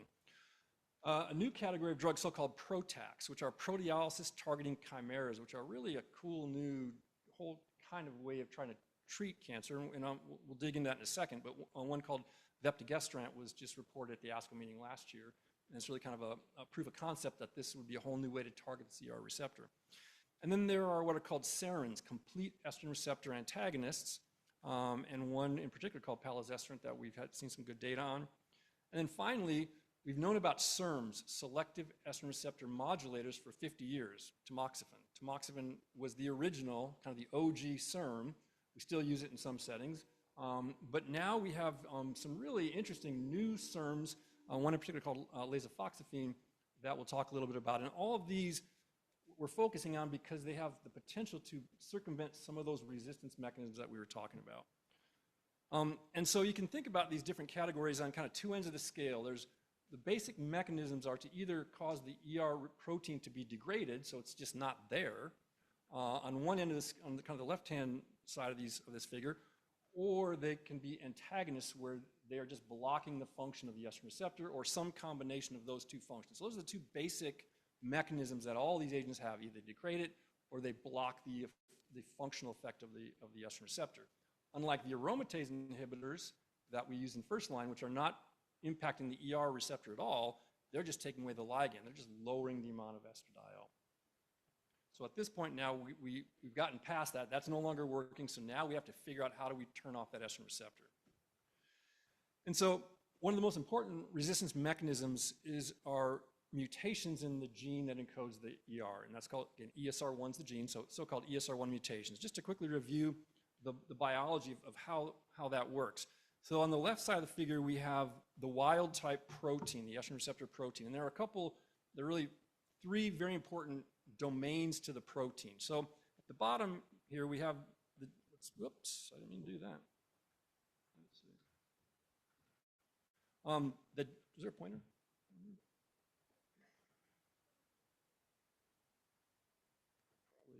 Shouldn't be trying this. Okay. So the DBD, the DNA binding domain, that's the part of the protein that binds to target genes to turn them on. Then there's the so-called activation domain. That's what recruits other proteins to actually do the business of turning on the genes that need to be turned on. There's a second so-called activation domain called the AF2 domain. And that is where estradiol binds. So estrogen binds the protein where that second activation domain is. And when it's bound to the estrogen, it exposes that second activation domain, and that's what turns on gene expression. Well, tamoxifen, for example, works by binding there but preventing that second activation domain from being exposed. And so that's why it blocks activation of ER. The problem, though, is that this gene can evolve mutations in so-called the ligand binding domain. And that's, now that right-hand side of the picture shows that. This is where the estrogen is supposed to bind. These are several different mutations that are commonly seen, and they change the shape of that pocket where the estrogen is supposed to bind so that the estrogen can't bind there. But guess what? Tamoxifen can't bind there either, and our SERDs can't bind there. So when we get a mutation in the estrogen receptor, that prevents our drugs from binding where they need to bind to turn it off. And that has several important consequences. Again, and this happens, by the way, in response to treatment with aromatase inhibitors, because the aromatase inhibitors are lowering estrogen. So this is a way that the tumor can say, I'm going to turn on this receptor even without estrogen, because it doesn't require it to be bound, because that mutation changes the shape, and that exposes that second activation domain even when there's not been any estrogen bound. So it's activating the receptor in the absence of estrogen. And that's why it's resistant to the aromatase inhibitor, because it doesn't need estrogen. And we see that about 30 to 40% of patients who are progressing on first-line therapy will have one of these handful of mutations in those very specific areas, so-called hotspot mutations in ESR1. And what that does, it causes ligand-independent activation. You don't need estrogen now to turn on that receptor. And now we have that receptor going crazy, even though there's no estrogen around. That creates some problems for us therapeutically, because the drugs we'd like to use also can't bind there. So fulvestrant, the SERD, won't bind in that altered conformation. Also, it turns out that that altered shape is much more stable. The protein doesn't get degraded like it should, so it's hanging around a lot longer. It turns on a bunch of different genes that aren't normally turned on by the ER that make it more aggressive. So it's doing a whole bunch of things that make that tumor more aggressive, but it's also making it able to avoid being inhibited by fulvestrant, our usual SERD in that situation, because it can't fit in there to turn it off.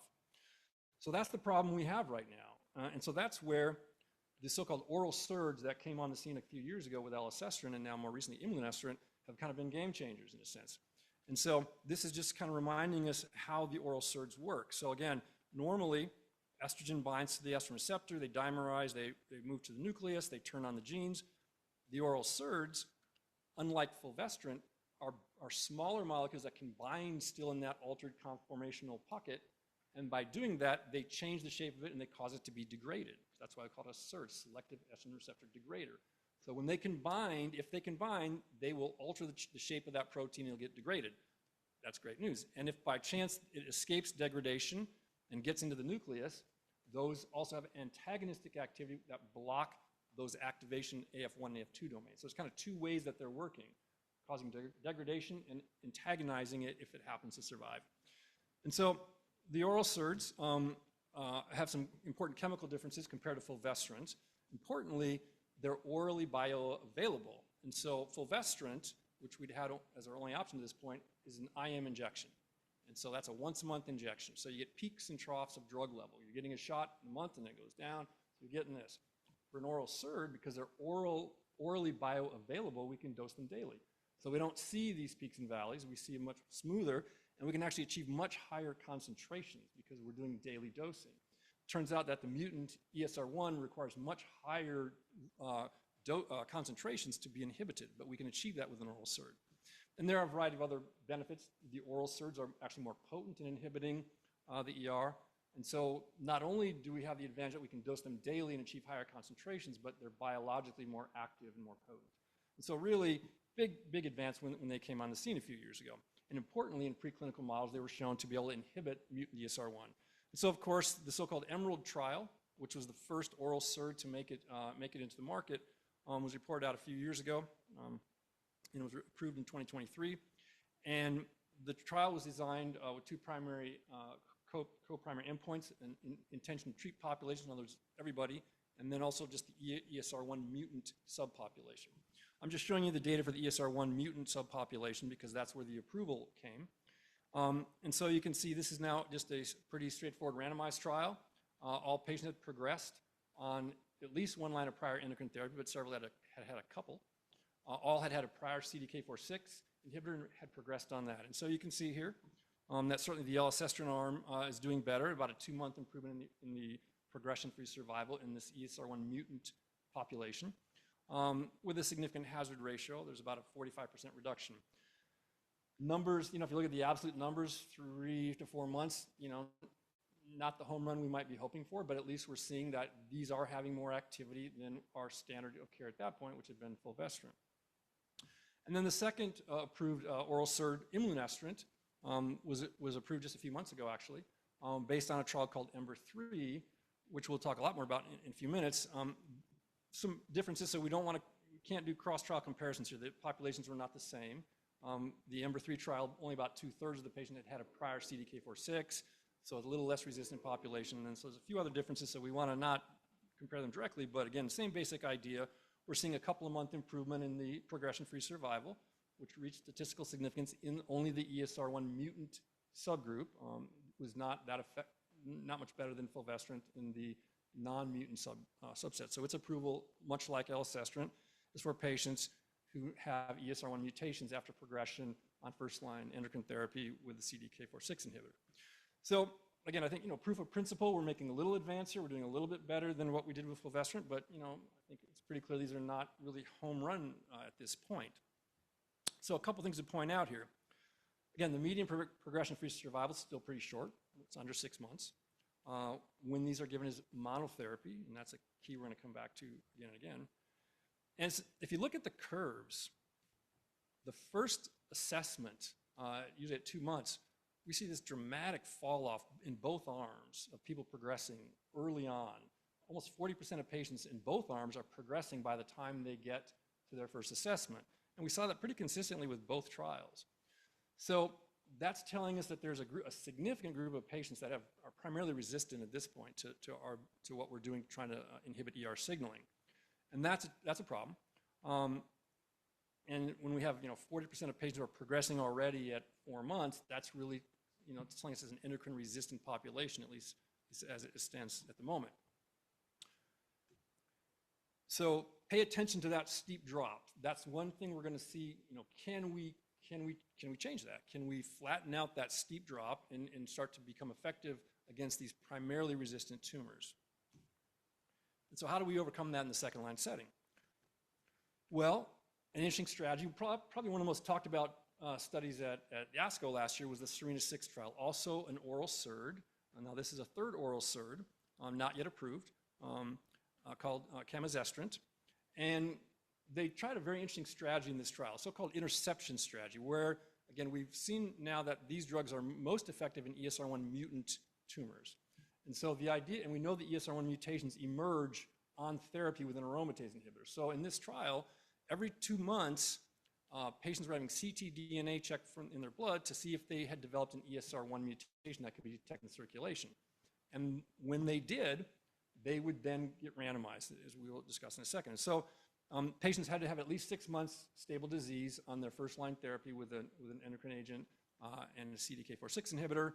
And then at that point, if an ESR1 mutation was detected, they would be randomized in a 1-to-1 fashion to continuing their current aromatase inhibitor and CDK4/6 inhibitor, or to continue the CDK but switch their endocrine agent to the oral SERD camizestrant. Now again, this is happening when there's no clinical evidence of progression. So their scans had to be clear, no symptoms suggesting progression. This is based on a biomarker emergent progression only, a molecular progression. And so the idea is, well, if we try to intercept the tumor clone before it's clinically become apparent that it's become resistant, can we overcome that resistance? That's the basic question here. And so that's the primary endpoint right there. So quite impressive improvement in the progression-free survival. So we see it goes from 9 months to 16 months by that early switch. Now, and again, very highly significant difference. Importantly, they also report out on quality of life. And so, because again, part of the goal here is to avoid chemotherapy and to avoid treatment-related toxicity as well as disease-related symptoms. And also a very impressive delay to deterioration of quality of life with this trial, with that early switch strategy, which was really, I think, one of the things that got a lot of people's attention, that patients are not becoming symptomatic as soon. So we're not only are they not progressing radiographically, they're actually doing better from a functional standpoint longer. And if you look at specific patient-reported outcomes, again, across the board, patients reported less deterioration when they had that early switch. But there are some challenges in interpreting this study design. And so what becomes important is what's called the PFS2, the second progression event from after the randomization. So that's including now the time from their initial randomization, their first progression, then they get a subsequent therapy, and then progression after that. This is important for a couple of reasons in this trial. Number one, it's probably a better surrogate of overall survival than that first PFS. And second of all, there's issues of what we would call lead time bias in this kind of a study design. And so the PFS2 is a way to kind of cancel out potential lead time bias from that study design. So this was a really important secondary outcome.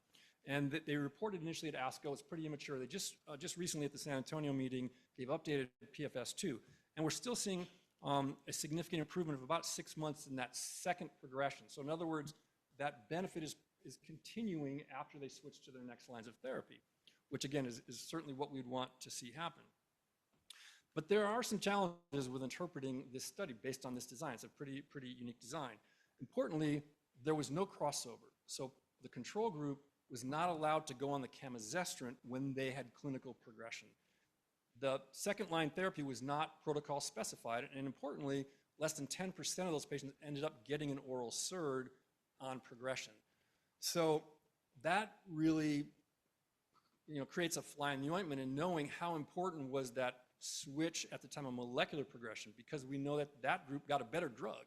The control group, 90% never got as good of a treatment for their disease because they never got an oral SERD, and we already know fulvestrant is not as effective. There was a randomized phase 2 with this same drug called SERENA-2, comparing just straight up camizestrant versus fulvestrant, and of course the camizestrant did better. So we know that that control group, frankly, didn't get as good a treatment. What we can't say is, did the camizestrant group do better because they just got a better drug, or because that drug was started before clinical progression? That's kind of the dilemma that I think that we have right now. And so, so far there's been no overall survival benefit. I think at the moment, the strongest rationale, though, regardless of those survival issues and the technicalities, the patients on the switch had better quality of life. That quality of life data is pretty hard to argue with, and I've heard the authors of this trial basically use that as their main defense of saying, true, we cannot say that this strategy is better than switching to camizestrant at clinical progression, but we can say that patients' quality of life seems to be better if you switch earlier. So that may end up being the strongest rationale. This drug is not yet approved. We'll see what comes in the coming months, but very interesting idea that I think we'll see more and more of, this idea of intercepting before this clinical progression. All right, let's switch gears a little bit and talk about the PROTACs. And so we've been talking about SERDs, and we've talked about the fact that they, among other things, cause degradation of the estrogen receptor. And they do that by changing the conformation when the ligand binds, which then targets that ER to be degraded by what's called the proteasome. But there's a really cool drug design that's come out, the so-called PROTACs. And basically, what the PROTAC is, it's a chimeric molecule that's got two domains. One domain is a ligand that will bind to a receptor. In this case, it binds to the estrogen receptor. The other domain is what's called the E3 ligase complex, and that's what's brought in close proximity to the receptor protein, causing it to be what's called ubiquinated, which is little protein marks put on it that then cause it to be degraded by the proteasome. So it's basically degrading the protein that's in a targeted way based on that ligand that's attached to it. And so a whole new way of trying to degrade proteins therapeutically. And so one of the first trials came out at ASCO last year with one of these PROTACs called vepdegestrant, called the VERITAC-2 trial. Pretty straightforward design. Again, all patients had progressed on prior endocrine therapy with a CDK4/6 inhibitor, and simply a 1-to-1 randomization to getting the standard fulvestrant SERD or to get this new, what we'll call VEPDEG PROTAC. And then they looked at both the entire population as well as those with ESR1 mutations.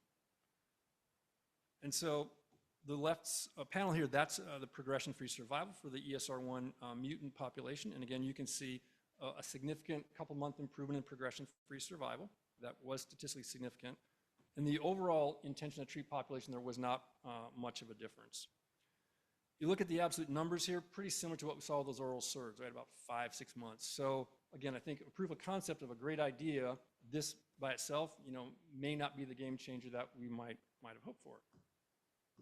So the conclusions are that, again, efficacy, at least in this trial, pretty similar to what we saw in the oral SERDs, recognizing cross-trial comparisons are problematic, et cetera.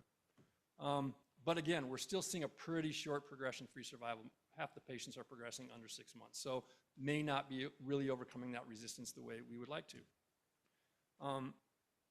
And again, you're seeing that steep drop like we saw with the others, right? That first assessment, 30–40% of patients are already progressing. So it's not really overcoming that primary resistance.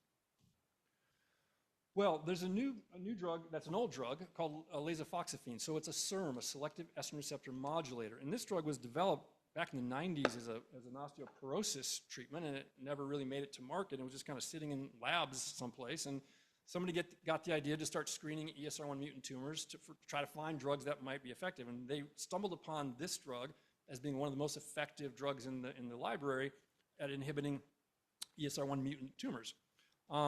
It turns out that it's in many ways similar to tamoxifen. Again, it's a selective estrogen receptor modulator, binds in the estrogen ligand binding domain, but it has a different conformational change that it creates compared to tamoxifen. And that stabilizes it in the so-called antagonistic as opposed to agonist conformation.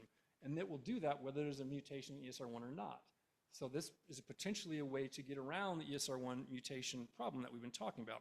So there was a randomized trial called ELAINE-1, pretty straightforward. It was a phase 2 randomized trial, straightforward design, randomizing patients who had ESR1 mutations in second line after progressing on the standard first line compared to fulvestrant. And these are in weeks, not months, so that it's 24 weeks versus 16 weeks, so basically 6 months versus 4 months. So again, a significant reduction in the rate of progression, but again, kind of hovering at about that 5 or 6 month range. So, but again, proof of concept that we may have now one more drug that can potentially overcome some of this resistance.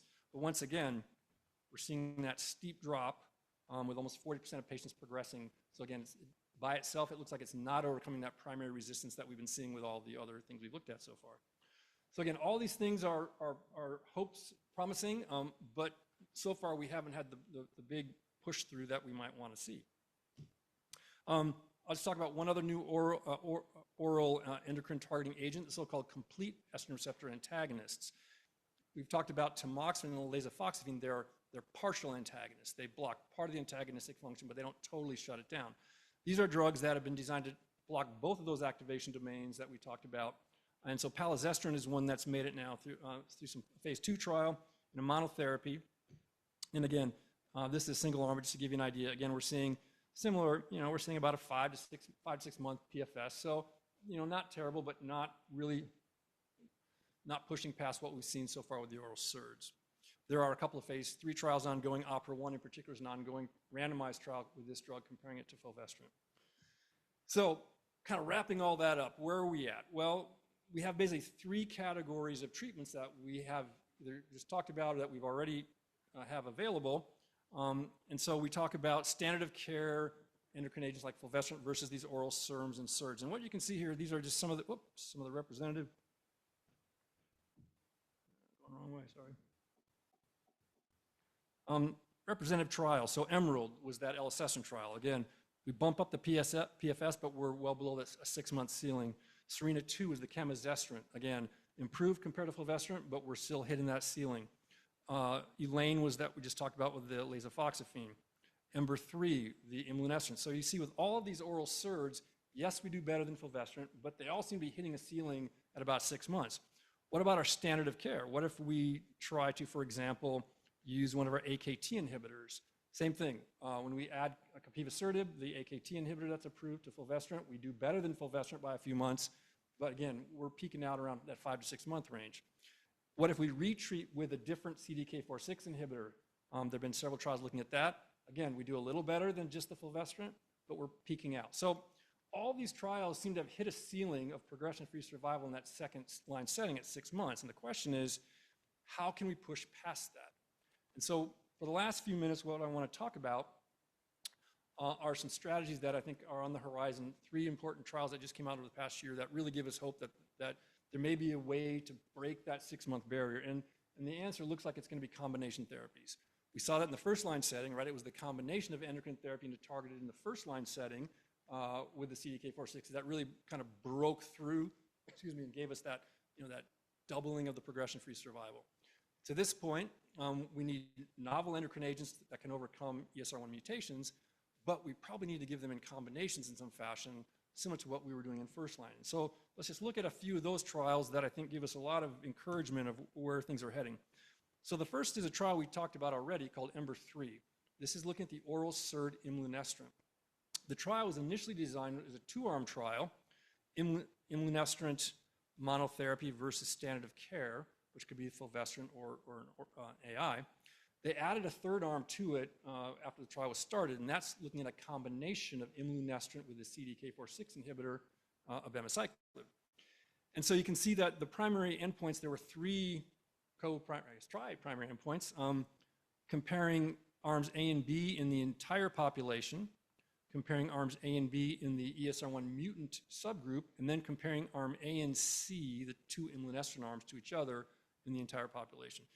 Important to point out that not all patients in this trial had progressed on a CDK4/6. About 2/3 of them had. So that's important to bear in mind. So if we look at the intention to treat population, and remember we'd already seen single agent imlunestrant compared to fulvestrant, and it bumped it up, 2-3 months to a 5-6 month PFS. But now look at this. If we're adding abemaciclib to the imlunestrant, we're seeing a almost 11-month progression-free survival. It's a doubling compared to the imlunestrant by itself. So really quite remarkable, and that's in the entire population. If we look at the those who got prior CDK4/6, which is really more relevant to the patients we actually treat these days, we're still seeing a very impressive 9-month progression-free survival compared to 3.5. So that's really one of the first glimpses we have that we can break through that 6-month PFS barrier by using novel endocrine targeting agents that can address the ESR1 mutation plus targeting one of those other pathways that we talked about at the same time. If we look at important subgroups, so for example, again, not all patients had an ESR1 mutation in this trial, over half did, but this combination was effective regardless of whether they had an ESR1 mutation or not, which was not the case when you gave the oral SERD as monotherapy. In the monotherapy arms, there was no improvement with the oral SERD compared to fulvestrant if you didn't have a mutation. It was only the mutation-positive ones that benefited. But here, with the combination, we're seeing the same improvement, the same reduction, regardless of whether there's an ESR1 mutation or not. If we look at how long they were on first-line therapy, I didn't get into this, but a big predictor of how a patient will do on second line is how long the first-line aromatase inhibitor and CDK, how long did it control their disease. If it controlled it for less than 12 months, they do much worse on second line. If they control it by more than 12 months, they do much better in second line. Well, you can see here that regardless of that, the combination significantly reduced progression compared to the monotherapy, regardless of duration of the first line. If we look at what if they have PI3 kinase pathway, that other pathway we talked about, same thing, whether that was a wild type, non-mutated, or mutant, same reduction. Didn't seem to matter. What about tumors that had both ESR1 and PI3 kinase mutations? We know that about 30 or 40% will have ESR1, about 30 or 40% will have PI3 kinase AKT, and about 10% will have both. Well, which is a real challenge to treat. Looks like it works in that situation as well. So for all the relevant subgroups, that combination therapy really made a difference. A second trial we'll talk about, same idea, novel endocrine agent, a different oral SERD, this time one called giredestrant, not yet approved. And so we're switching it a different partner. Now we're using an mTOR inhibitor rather than a CDK4/6. So now we're doing the novel endocrine agent plus a standard of care mTOR inhibitor, so-called AVERA trial. This was reported at ESMO this past year. Again, the usual same eligibility criteria that we've been talking about. Had to have at least 2 lines or up to 2 lines of prior endocrine therapy. They all were CDK4/6 exposed in the past and progressed. And again, a pretty straightforward randomization to the oral SERD giredestrant plus everolimus, which is inhibiting the mTOR pathway, versus standard of care endocrine therapy plus everolimus. And so, again, if you see that the oral SERD with mTOR inhibitor, almost 10-month progression-free survival, almost double what we saw with the fulvestrant, and that same mTOR inhibitor was a little over 5 months. So again, significant improvement when we combine the oral SERD with another pathway that's co-activated. And similarly, if we looked at the entire, that was the ESR1 mutant population. If you look at the entire population, again, numerically a little bit less, but again, similar range of benefit. And again, if we look at important subgroups, now again, we're inhibiting that PI3 kinase mTOR pathway with everolimus. But guess what? It works whether the tumor's got a mutation or not. Because like we talked about, there's so much crosstalk going on between these different pathways that even if there's not a mutation in the PI3 kinase pathway, blocking it still is beneficial because we see the same reduction whether there's an alteration in that pathway or whether there's not an alteration. And that was in the ESR1 mutant. In the in the entire population, same thing. It didn't matter whether there was a PIK3CA pathway mutation or not. Combining the mTOR with the oral SERD was substantially better. So the theme that's coming up here is if we can get a good enough oral endocrine blocker and block one of those other pathways, then it doesn't seem to matter which pathways are being activated because it's so potently shutting down ER signaling and shutting down the cooperating pathways. I'll point out that there really was not a lot of excess toxicity. The toxicities were pretty similar for both treatment arms. I'll mention one thing. There are two symptoms, adverse effects that have been seen with some of the oral SERDs. One is what's called photopsia, which are flashes of light in the periphery. That's been seen with some of them. It was not seen in this particular trial. Bradycardia is also seen with a couple of the oral SERDs. They did see a little bit of bradycardia. So this does not appear to be a class effect because not all of the oral SERDs seem to create that, but it's kind of a unique symptom. So kind of summarizing it. So the top two curves are the progression-free survival in the two monotherapy oral SERDs, the Emerald, which is the elacestrant, and the EMBER-3, which is the imlunestrant. Monotherapy, and again, we see that steep drop at the first assessment in both the control and the treatment arm. Again, saying we're not overcoming the primary resistance with our novel endocrine agent. But now look at the two combination trials. This is the EMBER-3, so that's the imlunestrant plus the abemaciclib. It doesn't drop nearly as much in that first assessment, so we're overcoming that primary resistance by using the combination therapy. And we're seeing the same thing here with the Evera trial.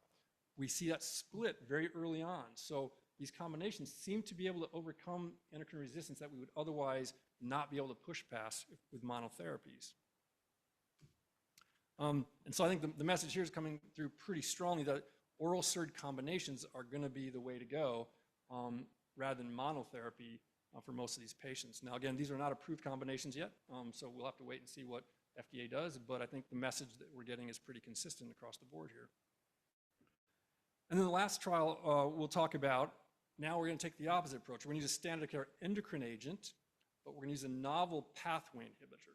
So now we're going to inhibit that PI3 kinase mTOR pathway with a novel inhibitor there, but use a standard of care endocrine agent. And that's a trial called the Victoria trial that was reported at the ESMO meeting this past year. And so this is an interesting drug that it's worth taking a minute to describe. So this is that pathway, that PI3 kinase pathway, where growth factor receptors in the membrane activate PI3 kinase, which then activates AKT, which then activates mTOR. This arrows, my eyes are bad. Normally mTOR1, and which then turns on genes. Now the problem is that we can inhibit PI3 kinase. We have PI3 kinase inhibitors. We can inhibit AKT. We can inhibit mTOR. We have individual drugs to block all those three steps. But the problem is that this mTORC2, can't see it very well, often gets compensatorily activated when you block those other members of the pathway. So you think you're shutting down mTOR with an mTOR inhibitor, but you're shutting down mTORC1, and there's a reflex where mTORC2 gets turned on, and so it bypasses that. And that can happen with PI3 kinase inhibitors, AKT inhibitors. So this drug called gedatolisib blocks both mTORC1 and mTORC2, so it can prevent that reflexive activation of the second, the mTORC2. It also blocks all the different isoforms of the PI3 kinase enzyme. So it's what we call a pan-PI3 kinase mTOR inhibitor, and it's the first drug like this that's been available.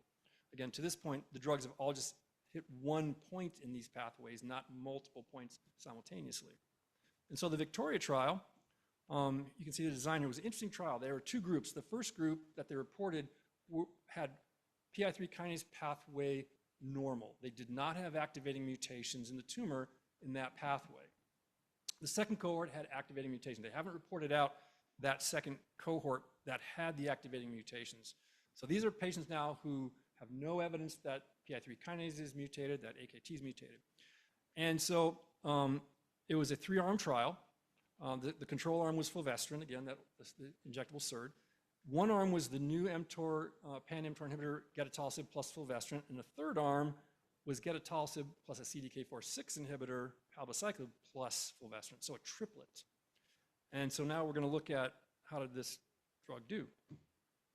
So the left-hand panel is the triplet, the 3 drugs, the new mTOR inhibitor, palbociclib, the CDK plus fulvestrant, and the right-hand curve is the doublet. In both cases, you can see that, again, significant prolongation of progression, 9 months in the experimental arm compared to 2 months. So really substantial improvement. And likewise, even the doublet, not quite as impressively, but the doublet, a 5-month increase in the progression-free survival. So both arms were statistically significant. And again, both are pushing past that 6-month barrier that we seem to have been seeing with all the monotherapy trials. Importantly, they looked at time to deterioration of quality of life. And both of the arms that contained the gedatolisib had substantial delay to quality of life deterioration compared to fulvestrant, which is going to be important when I show you the next slide. The biggest problem is stomatitis. So these mTOR inhibitors really create bad stomatitis. Everolimus, which is the approved one, does. This one, absolutely, because we're blowing out all the mTOR with this. And so, and all patients were required to use a steroid mouth rinse to prevent that, which we routinely do. Despite that, you can see almost 70% of patients got stomatitis in the gedatolisib arm. That's the biggest challenge with this. All the other usual side effects of mTOR inhibition, again, quite prominent. So whether it's neutropenia, rash. Interestingly, what we're not seeing, which is a big problem with some of the PI3 kinase inhibitors, is hyperglycemia. So surprisingly, very low amounts of hyperglycemia, despite the fact that we're knocking out all the PI3 kinase isoforms. That was, I'm sure someone knows why that is. I don't know why that is. That surprises me, and I have not heard a good explanation, but we're glad.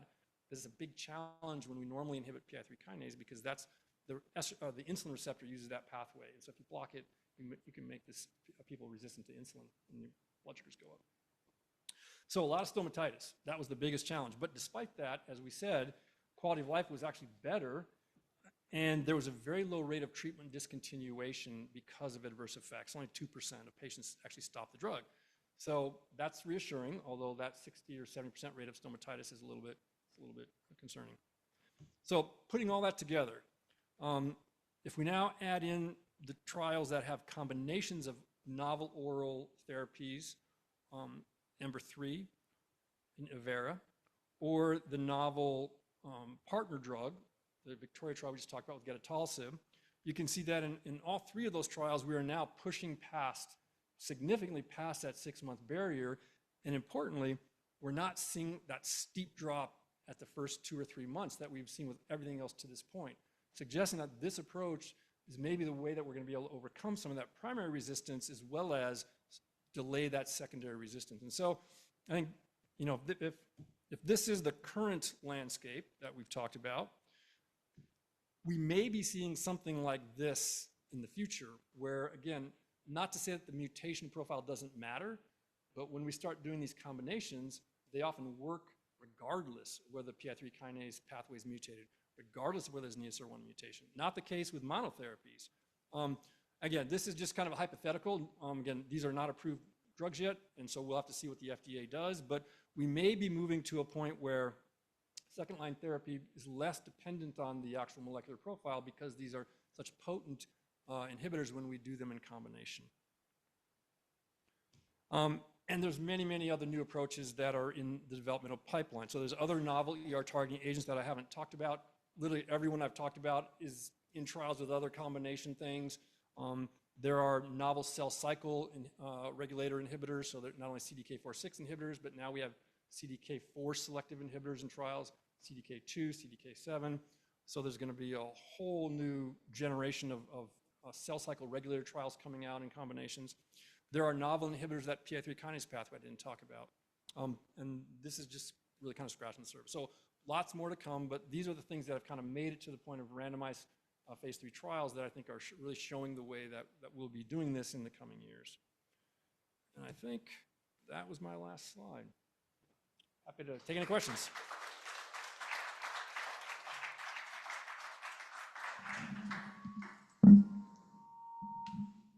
Or we can all go home and have dinner. Anybody? All right. Is BK wrapping this up, or is...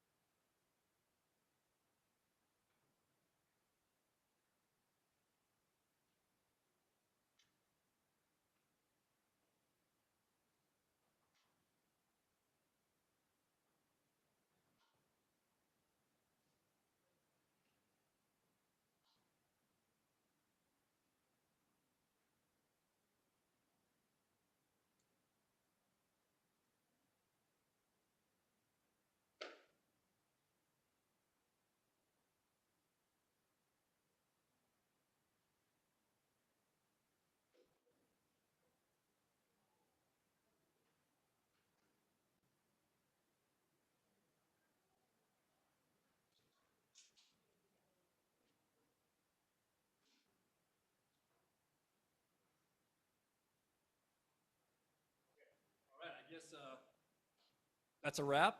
Thank you all for coming. We really appreciate it. Appreciate all your support, and have a great evening.